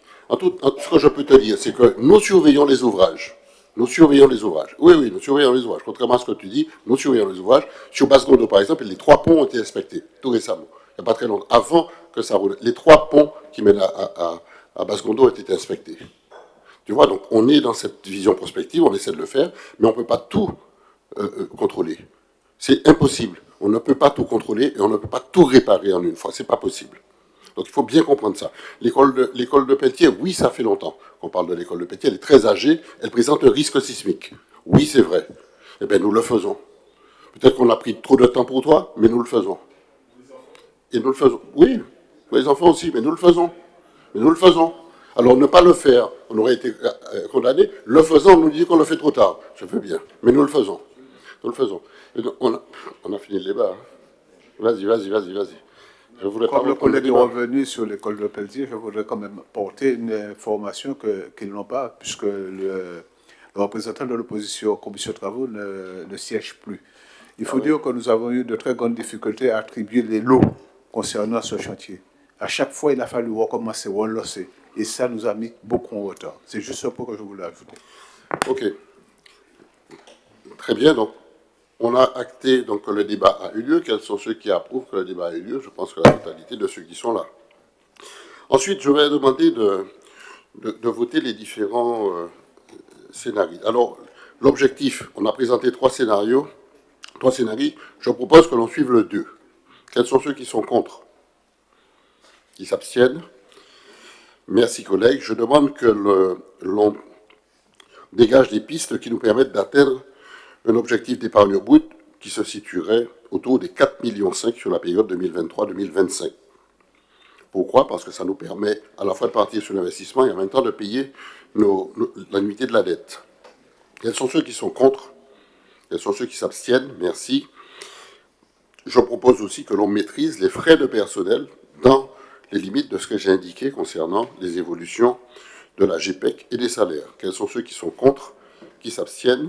Je demande aussi que l'on soutienne l'évolution des subventions versées aux satellites municipaux, leur permettre d'agir et de travailler. Quels sont ceux qui sont contre? Qui s'abstiennent? Merci. Et je demande surtout le maintien des taux de fiscalité à leur niveau de 2023. Ça veut dire qu'on n'augmente pas la fiscalité. Quels sont ceux qui sont d'accord avec ça? Quels sont ceux qui sont contre ça? Qui s'abstiennent? Merci, collègues. Je vous remercie. Le débat a eu lieu et nous avons donc tiré les conclusions de ce débat. Il nous restera donc à présenter le compte administratif définitif et le projet de budget. Ça se fera certainement en avril, en mars ou en avril. En avril, très certainement. Merci beaucoup. Je passe tout de suite la parole à Miguel concernant le point numéro 2. Il s'agit de l'autorisation de dépenses avant le vote du budget primitif. Merci, monsieur le maire. Effectivement, il y a un certain nombre de dépenses de prévues. Et Les amis, on continue. je disais merci, monsieur le maire. Effectivement, il y a un certain nombre de dépenses de prévues et avant le vote du budget. Et le conseil municipal donc, peut te permettre donc, de le faire. C'est ainsi que le montant des dépenses d'investissement inscrit au budget 2023 de 37 048 728,97 €. Alors, bien entendu, donc, les remboursements d'emprunt ne sont pas pris en compte là-dedans. Et ceci, donc, conformément aux articles ou textes applicables, il est proposé au conseil municipal de faire application de cet article à hauteur de 9 262 182 €. Donc, et ainsi, donc, les dépenses d'investissement individualisées à prévoir avant le vote du budget sont les suivantes. Je ne vais pas vous citer donc l'ensemble de ces dépenses prévues, quelques grosses dépenses telles que les travaux de réhabilitation du stade Ivadel pour 500 000 €, le terrain de Grand Champ pour 120 000 €, d'acquisition de matériel pour le service technique 150 000 €. On a parlé tout à l'heure de travaux concernant le pont de Pelletier 350 000 €, les travaux de réhabilitation de la sacristie pour 300 000 €. Et puis aussi des travaux de réciprocité contact. Bon, ça concerne donc la partie écologique, 500 000 €. Et puis donc l'acquisition d'une pelle bas coût. Je crois que la ville en a vraiment besoin en ce moment pour 176 000 €. Alors, pour la partie donc, travaux de climatisation, où vous voyez inscrit 5 000 €, il faudrait ajouter 20 000 €. Parce que bon, on a eu entre hier et aujourd'hui un certain nombre d'appareils défectueux et qui suscitera des travaux à hauteur de 20 000 €. Alors, ne pas lire 5 000 €, mais lire plutôt 25 000 €, ce qui fait un total non pas de 3 070 872, mais un total de 3 090 780 872 €. Voilà, donc la commission donne un avis favorable. Il est demandé au conseil municipal de se prononcer sur les propositions exposées ci-dessus et d'autoriser le maire à signer tous les documents relatifs à cette dépense. Voilà, merci Miguel. Est-ce qu'il y a des questions relatives à ces avances pour nous permettre de mieux fonctionner en investissement incorporel et immobilisation incorporelle et immobilisation incorporelle? Quels sont ceux qui sont... Il y a des questions ou pas? Non, il n'y en a pas. Quels sont ceux qui sont contre? Qui s'abstiennent? Merci, collègues. Alors, je vais vous présenter le point suivant. Il s'agit du... Pardon. Donc, dire aux collègues que c'est vrai, la préparation d'un rapport d'orientation budgétaire, c'est vrai, ça demande beaucoup et que c'est un investissement, donc tant pour les élus de la commission de finances que pour moi-même, mais aussi donc, le travail acharné et vraiment donc, un travail minutieux donc, du service financier et comptable. Et je n'ai aucun souci à citer donc, la qualité donc, de rapport que nous avons, M. Ortoulé et M. Dalu, pour effectuer donc, ce type de travail. Donc, je tiens à les remercier. Et le service. Et je tiens à remercier l'ensemble du service. Donc, voilà, donc, finance et comptable donc, de la ville pour ce travail accompli. Merci. Merci. Merci, Miguel. Alors, nous allons passer au point suivant. Il s'agit du remplacement d'un élu au sein de la Caisse des écoles. Monsieur David Doulin, par délibération du conseil municipal en date du 11 juin 2020, a été désigné pour représenter la ville au sein de la Caisse des écoles du Lamentin. Compte tenu de l'arrêté de retrait de délégation de la Caisse des écoles pris par monsieur le maire à l'encontre de monsieur David Doulin en date du 16 octobre 2023 et la destitution de ces derniers de ses fonctions d'adjoint au maire par délibération en date du 26 octobre 2023, il y a lieu de le remplacer à la Caisse des écoles. Aussi, la candidature de Mme Marie-Ange Bison est-elle proposée pour siéger au sein de cet organisme. Il est donc demandé au conseil municipal de se prononcer sur la désignation de Mme Marie-Ange Bison en tant que membre du conseil d'administration de la Caisse des écoles en remplacement de M. David Doulin. Voilà, chers collègues.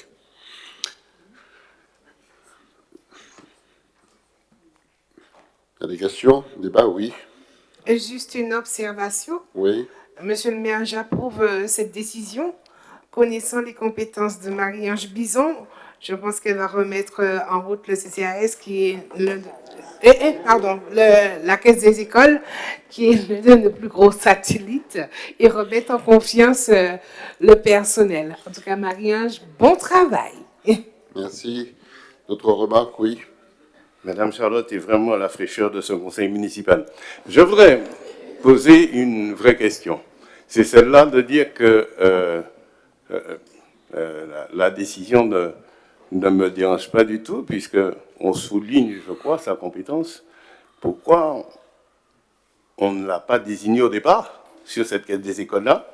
Et pourquoi revenir sur cela et reconnaître aujourd'hui que si son travail était bien fait, pourquoi on n'a pas continué? Mais autre question, puisque j'avais cru, puisqu'on a intronisé ici Henri Basson, j'avais cru que Henri Basson eût été, ça c'est moi, Raoul Lelini, le futur président de la Caisse des écoles, ce n'est pas le cas. Pourrait-on savoir donc aujourd'hui les missions qui lui sont confiées en tant qu'adjoint, les délégations en tant qu'adjoint au maire du Lamentin? Mais il s'agissait d'être présent au conseil municipal, c'était clair. Monsieur Henri Basson a eu la désignation des élections et de la liste électorale. C'est ça, sa désignation. Et il fait partie aussi d'un certain nombre de commissions, notamment la commission économique. Il a un certain nombre de responsabilités par ailleurs. Et pour répondre à la première question concernant Madame Bison, ce sont des choix que nous faisons.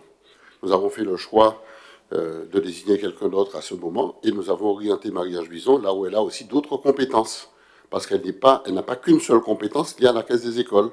C'est une femme qui a beaucoup de talent et qui a des compétences sur plusieurs domaines, et nous avons souhaité exploiter ses compétences sur un autre domaine et laisser cette place-là à quelqu'un dont c'était professionnellement un peu le métier. Donc voilà, c'était pour ça que ce choix avait été fait à l'époque, mais ça ne remettait nullement en cause la compétence de Marie-Ange Bison à la Caisse des écoles. La preuve, on lui reconfie la Caisse des écoles. Et pendant les 6 années qu'elle a administré la Caisse des écoles, nous n'avons connu aucune difficulté. Donc nous pensions continuer dans la même veine en profitant des connaissances de Marie-Ange sur un autre domaine. Il s'avère que notre choix s'est avéré négatif, pour des raisons que nous savons, qui ont été exposées ici. Marie-Ange reprend cette compétence et elle garde l'ancienne. Voilà, pas plus compliqué que ça. Mais je vous l'explique alors que je n'étais pas forcément fondé de vous expliquer les raisons pour lesquelles le personnel politique qui fait partie de ma majorité est positionné à tel ou tel endroit. Ce sont des choix qui nous concernent. Mais en tout cas, j'ai tenu quand même à le dire, par élégance pour Marie-Ange, parce que ce faisant, on laissait sous-entendre qu'elle avait été sanctionnée en lui retirant la Caisse des écoles. Ce n'est absolument pas le cas. Voilà, donc j'ai préféré répondre très clairement. D'autres remarques? S'il n'y en a pas, je propose que l'on passe au vote. Quels sont ceux qui sont contre la nomination de Marie-Ange Bison à la Caisse des écoles, en remplacement de M. Doulin? Quels sont ceux qui s'abstiennent? Merci beaucoup. Donc, tu es soutenu à l'unanimité avec le grand ballon de l'opposition, Marie-Ange. C'est très bien. J'espère qu'en sous-marin, ils ne vont pas te plomber. Bref. On passe la parole à José Campbell pour l'informatique. Merci, monsieur le José maire. Campbell. Oui. La ville a obtenu la labellisation France Service des cyberbases du Bourg et de Pelletier le 7 juillet 2021. L'inscription à ce réseau avait pour objectif de permettre aux concitoyens de procéder aux principales démarches administratives du quotidien au plus près du terrain. Pour mémoire, France Service a pour mission l'accueil, l'information et l'orientation du public, l'accompagnement des usagers à l'utilisation des services en ligne des opérateurs partenaires, l'accompagnement des usagers à leurs démarches administratives, la mise en relation des usagers avec les opérateurs partenaires et l'identification des situations individuelles qui nécessitent d'être portées à la connaissance des opérateurs partenaires. C'est pourquoi l'État a proposé à la ville de souscrire 2 nouvelles conventions en complément du bouquet de services déjà offert à la population, l'une avec l'Union des femmes de la Martinique et l'autre avec la mission locale du centre de la Martinique, la MILSEM. Donc la convention de partenariat avec l'Union des femmes de la Martinique comprend assurer un accueil adapté des femmes victimes de violences, recevoir au sein de France Service des personnes en situation de crise et les orienter vers des structures de prise en charge adéquates, nommer une personne référence à l'UFM pour les France Service, accompagner les femmes victimes de violences vers la sortie de la situation de violence. Voilà. Et cette convention a une durée d'1 an. La seconde convention de partenariat avec la mission locale du centre de la Martinique comprend les objectifs suivants. Assurer un accueil adapté des jeunes, recevoir des jeunes au sein de France Service et accompagner les jeunes vers l'insertion. Voilà, donc il est demandé au conseil municipal de donner son accord sur la signature. Merci. Est-ce qu'il y a des questions ou des remarques concernant ce point, concernant la convention avec France Service? S'il n'y en a pas, nous passons au vote. Quels sont ceux qui sont contre la signature de cette convention? Quels sont ceux qui s'abstiennent? Merci beaucoup. Tu continues toujours, José, sur le projet de développement numérique territorial? Oui, il s'agit d'une autre convention, mais cette fois-ci dans le cadre de notre tiers-lieu, le Digilam. Donc il s'agit d'une convention entre la ville du Lamentin et l'association S'élancer. Donc l'association S'élancer est un centre de formation certifié Calopi qui propose l'outil TICAS digital ayant pour objectif de réduire la fracture numérique élaborée dans le cadre de son dispositif La formation à votre portée. Celui-ci a été pensé pour faciliter l'accès à l'information des usagers quant aux différents dispositifs conçus pour leur permettre d'acquérir de nouvelles compétences, mais aussi pour leur proposer des services adaptés à leur profil sur le principe de l'atelier thématique comme vecteur de proximité. Ce projet est construit à partir des réussites, écueils rencontrés et des manques relevés lors de la réalisation de prestations et autres projets menés précédemment. Voilà.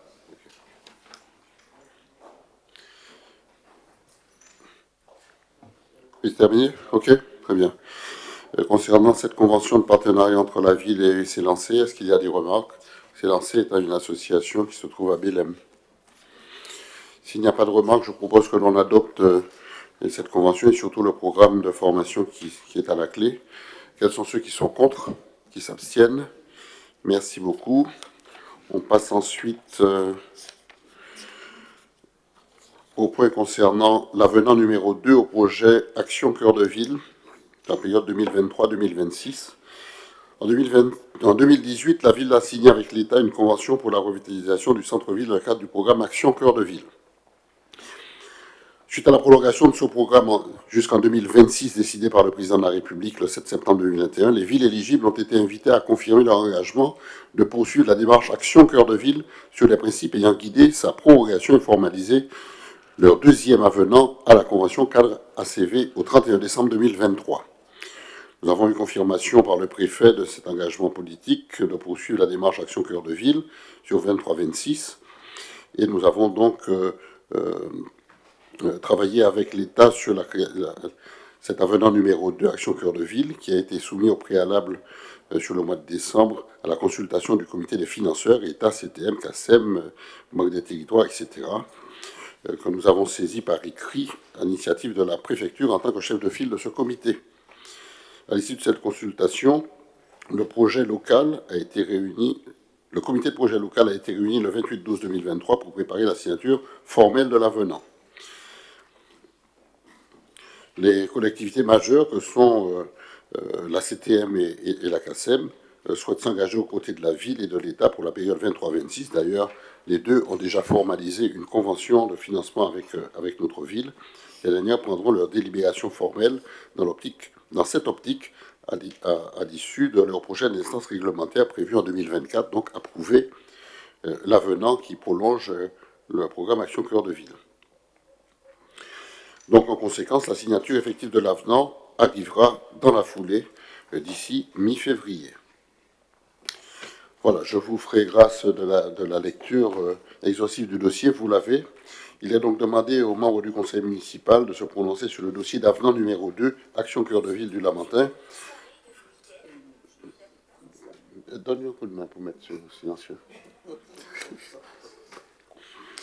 De donner des délégations à M. le maire pour la signature du deuxième avenant de convention Action Cœur de Ville pour la période 23-26. Et vous allez trouver en annexe l'avenant de la convention numéro 2. Vous allez aussi trouver en annexe le bilan de la réalisation du programme Action Cœur de Ville 2019-2022, la liste et le détail des fiches actions qui composent le plan d'action à venir et la cartographie des périmètres des secteurs d'intervention. Vous avez donc quelque chose d'assez détaillé qui vous est proposé sur les annexes concernant la prolongation de cet avenant sur une période de 3 ans. Voilà ce qui vous est proposé. Est-ce qu'il y a des remarques? Est-ce qu'il y a des oppositions à la signature de ça? Ou des gens qui... Non, personne n'intervient, donc je pense que tout le monde est à peu près d'accord. Quels sont ceux qui sont contre la prolongation de l'Action Cœur de Ville par cet avenant numéro 2? Quels sont ceux qui s'abstiennent? Merci, collègues. Nous passons au point suivant. Il s'agit... Oh, il faudrait que je retrouve la page. Il s'agit de Fred Samo, de toute façon. Voilà, c'est ça. Urbanisme et aménagement. Je passe la parole à Fred Samo concernant le renouvellement du contrat de maintenance Esprit France. Merci, monsieur le maire. Donc, il s'agit en effet du renouvellement du contrat de maintenance Esprit qui a expiré en 2023. Donc, il s'agit de reconduire ce contrat de 2024 à 2025, 1er janvier 2024 au 31 décembre 2025, moyennant une somme de 1 670,90 € TTC. Voilà, monsieur le maire, pour ce premier point.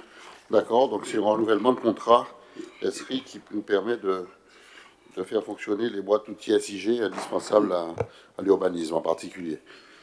Sur le renouvellement de contrat, quels sont ceux qui sont contre, qui s'abstiennent? Merci, collègues. On passe ensuite aux projets environnementaux. Attendez que je retrouve la page. Oui, mais je ne retrouve pas la page. Réciprocité contact. Bon, vas-y, Fred, c'est réciprocité contact. C'est ça. Oui, monsieur le maire, il s'agit de la modification d'un plan de financement que nous avons voté ici le 18 juillet 2023. Le coût d'objectif était à l'époque de 240 000 €. Donc aujourd'hui, d'une part, le montant précis des travaux est connu après la consultation des entreprises, ce qui explique une diminution du coût d'objectif à 200 000 €. Et d'autre part, la CTM a fait valoir que le taux de participation doit être modifié pour tenir compte de sa délibération cadre qui le fixe à 30% au maximum. Donc, on a le plan de financement avec la participation de l'ODE à 80 000 €, la participation de la CTM donc à 30%, 60 000 €, la participation du Conservatoire du littoral à 30 000 €, 15%, et la participation de la ville à hauteur de 30 000 € pour 15%. Donc, bien sûr, les élus de la commission d'urbanisme et d'aménagement ont donné un avis favorable. Il nous est demandé aujourd'hui d'approuver la révision du plan de financement, d'autoriser le maire à introduire les demandes de subventions et signer les conventions à venir. Merci. Donc, concernant la redéfinition du plan de financement sur cette opération réciprocité Borne-Cabri, compte tenu des propositions qui nous sont formulées, est-ce qu'il y a des remarques? S'il n'y en a pas, nous votons tout de suite. Quels sont ceux qui sont contre, qui s'abstiennent? Merci, collègues. On passe aux réciprocités Borne-Cabri. Là aussi, c'est un peu pareil. Il s'agit encore d'une modification du plan de financement. Nous avons également voté ici le 18 juillet 2023 pour un coût d'objectif de 250 000 €. Donc, après une analyse et une analyse au niveau de la commission d'achat qui s'est réunie en août 2023, il a été identifié des enjeux suivants. La réfection du patelage en bois de type Angélim fera coexister sur le patelage deux matériaux avec des anciennetés et des caractéristiques différentes, ce qui est susceptible d'en complexifier l'entretien. D'autre part, la dépose et reprise de l'ensemble du patelage sont estimées à 445 000 € TTC. Relancer la procédure de consultation permettrait d'avoir un plus grand choix de solutions techniques. Aussi, la Commission a proposé de relancer la consultation des entreprises sur de nouvelles bases. Le processus de consultation est donc en cours et les prestations ont été ajoutées. L'enlèvement des agrès et des poubelles, l'enlèvement des autres éléments en bois abîmés, à savoir les bordures, les bancs, les clôtures, et leur remplacement avec des matériaux plus appropriés. Le coût d'objectif de l'opération étant modifié, il convient donc de revoir le plan de financement sur la base suivante. Coût d'objectif 500 000 €, participation de l'ODE, participation de la CTM, participation de la ville, et pour la participation de la ville, un montant de 90 000 €. Les élus de la commission ont émis un avis favorable. Il nous est demandé d'approuver l'annulation de la DCM 23-05-03, de valider le nouveau plan de financement tel que proposé, d'autoriser M. le maire à introduire les demandes de subvention et signer les conventions à venir. Merci beaucoup, Fred. Il s'agit de la réciprocité Brand-Cabri, restructuration de l'ILER et des programmes de travail avec un plan de financement à la clé. Est-ce qu'il y a des remarques concernant ce plan de financement? S'il n'y en a pas, je propose que l'on vote. Quels sont ceux qui sont contre, qui s'abstiennent? Merci, collègues.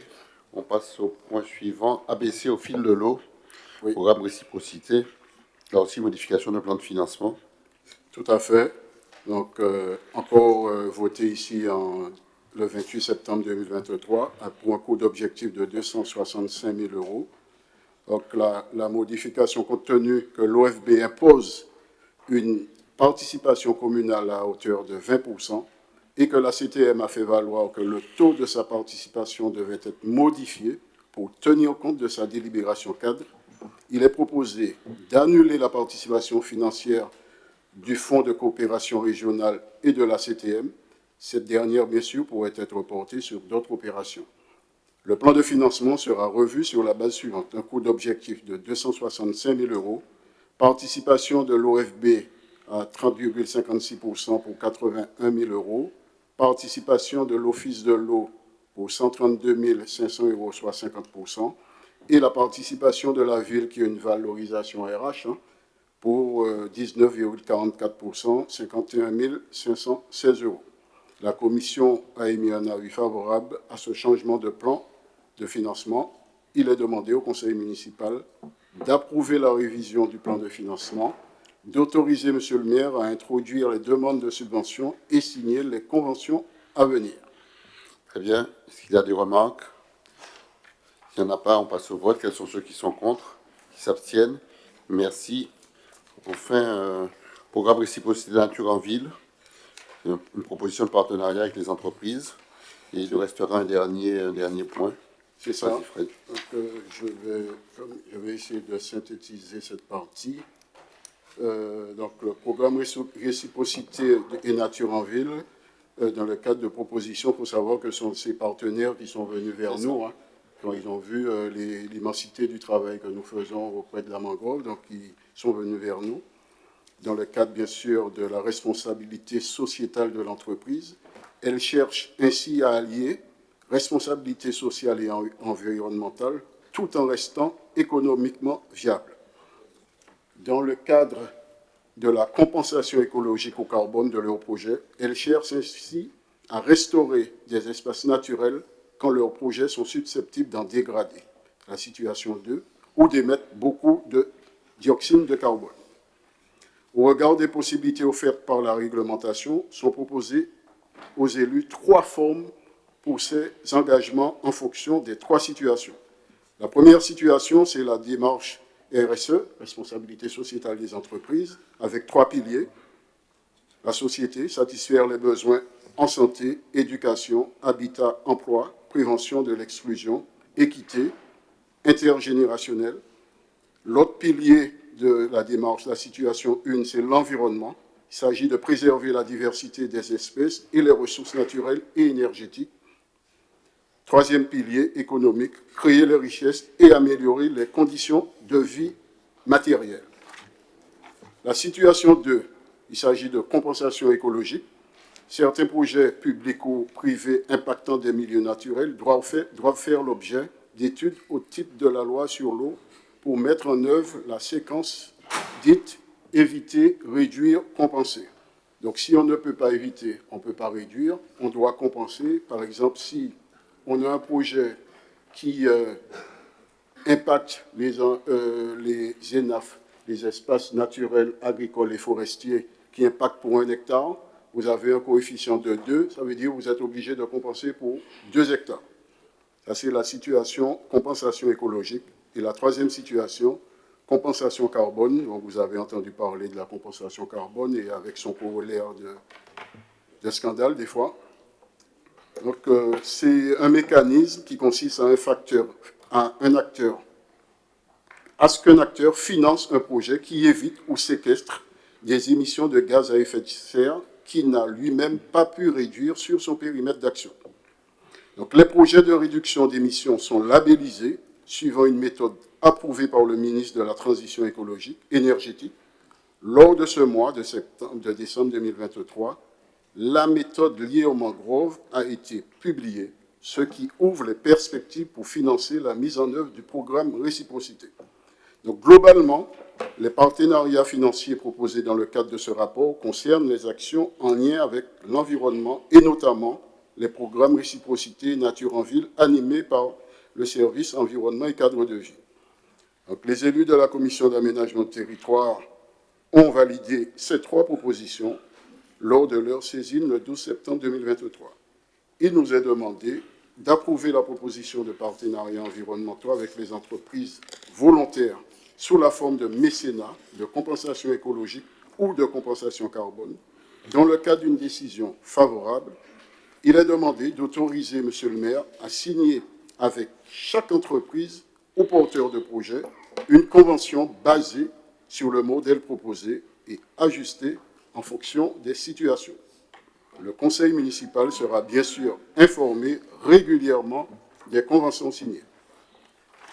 Merci Fred. Il s'agit évidemment des relations que nous avons avec les entreprises des zones industrielles. Et il y en a même une qui avait financé un chercheur sur 2 ans, je me souviens bien. C'est ça. Donc il s'agit là de les inciter à faire preuve de responsabilité sociétale. Est-ce qu'il y a parmi vous des personnes qui s'interrogent ou qui ont des questions à poser? Non, il n'y en a pas, donc ça veut dire que tout le monde est à peu près d'accord. Quels sont ceux qui sont contre ce projet qui inclut les entreprises de la zone dans la stratégie environnementale? Quels sont ceux qui s'abstiennent? Merci collègues. On passe au dernier point. Fred toujours, c'est le reboisement. Merci, Monsieur le maire. Donc, réciprocité, reboisement, volet amont dans le cadre du projet Réciprocité. En 2023, la ville a réalisé des expérimentations de restauration visant à établir un protocole de restauration des mangroves et de son territoire. Au regard des résultats positifs, plusieurs opérations ont découlé. Sauvons plus vite la mangrove à 2 pas.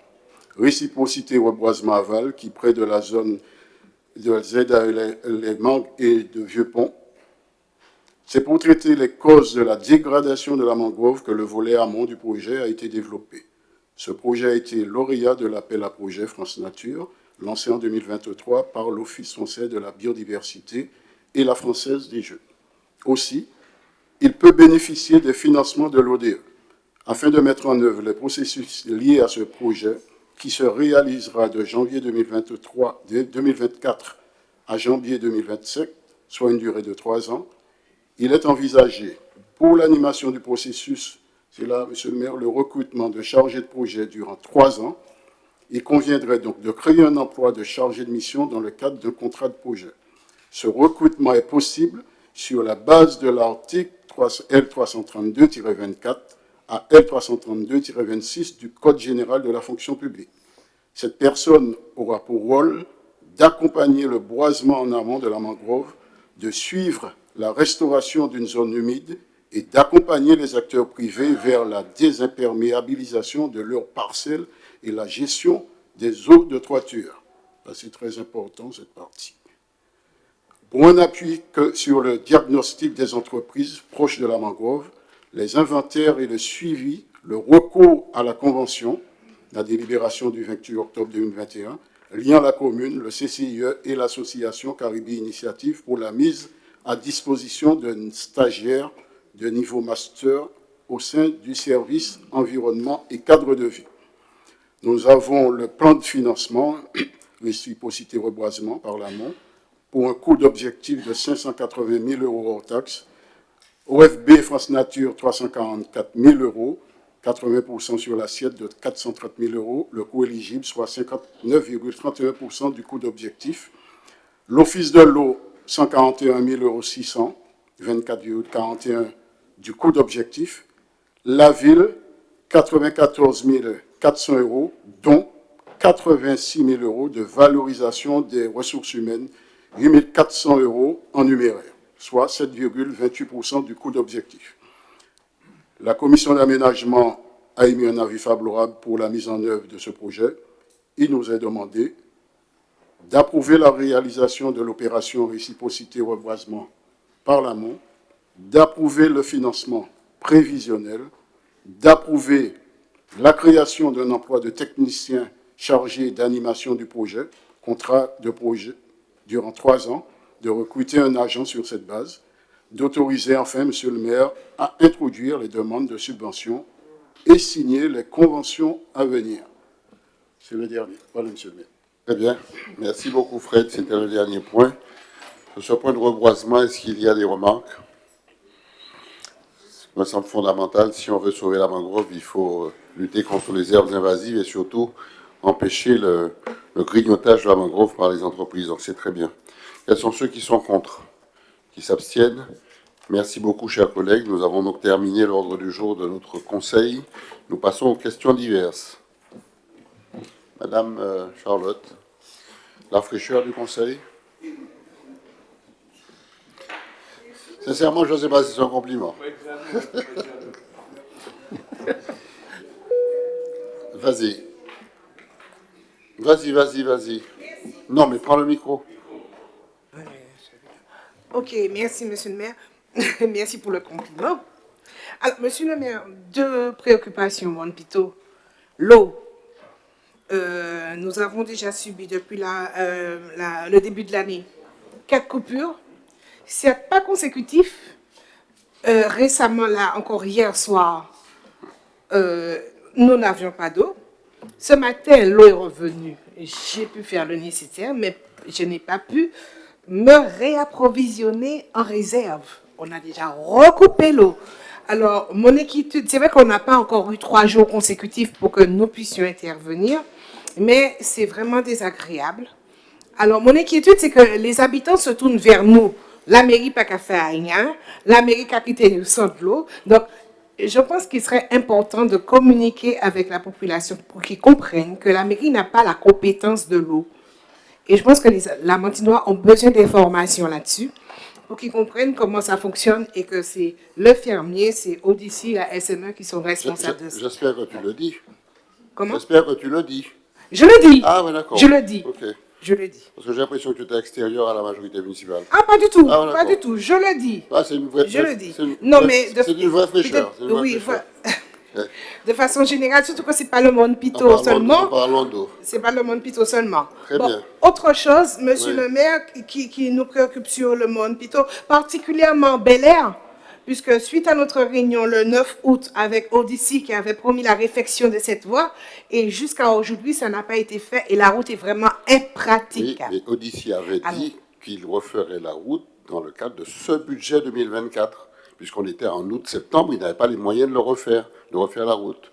Donc Odyssey, je vais prendre Odyssey au mot, pour que Odyssey fasse très rapidement les travaux sur cette voie. J'ai d'ailleurs rendez-vous samedi avec Jules Christine et Yvon Paquit. Très bien. Un certain nombre de points. OK, merci, monsieur le maire. Oui, vas-y. Oui, 3 points. Alors, le premier point, c'est une urgence. Parce qu'il y a une fuite d'eau au niveau du stade de Plaisance, en face du kiosque. La canalisation, il y a une grosse perte. C'est avant ou après le compteur? Juste en face. Non, mais c'est avant le compteur ou après le compteur? Tu sais pas? Ça, je sais pas. Moi, c'est plutôt avant le compteur. Hein. Avant. C'est dans le sol. Ok. Ouais. Donc, il y a lieu, d'autant plus qu'on ne peut pas, selon ce qu'elle a évoqué, on ne peut pas se permettre le luxe de perdre de l'eau sur le Lamentin. Tout à fait. Et selon les administrés du secteur, il semble que ça fait un petit moment que ça dure. Ah ouais?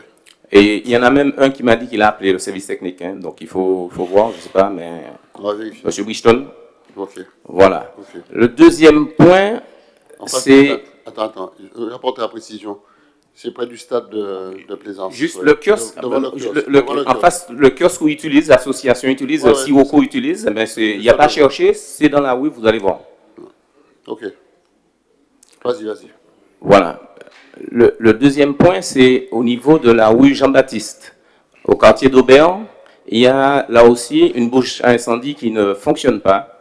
Et je pense que c'est la bouche qui couvre le secteur. Il ne faudrait pas attendre qu'on ait un incendie pour pouvoir faire le nécessaire. Il faut alimenter cette bouche. Oui. Et puis le troisième point, c'est que je l'avais dit l'année dernière, il y a des conseillers municipaux, enfin il y a des élus qui sont toujours en activité. Et il faut nous envoyer le planning annuel des conseils municipaux, de manière à ce qu'on puisse transmettre ça à nos hiérarchies, à nos services. Voilà. Donc, on peut envoyer ça sur nos documents. Hein. Oui, on va faire ça puisqu'on l'a fait. Je ne reçois pas. Je ne l'ai pas reçu. Je vais demander au service de le faire tout de suite pour tout le monde. Donc, si on nous transmet ça, ce sera réglé. Oui, tout à fait.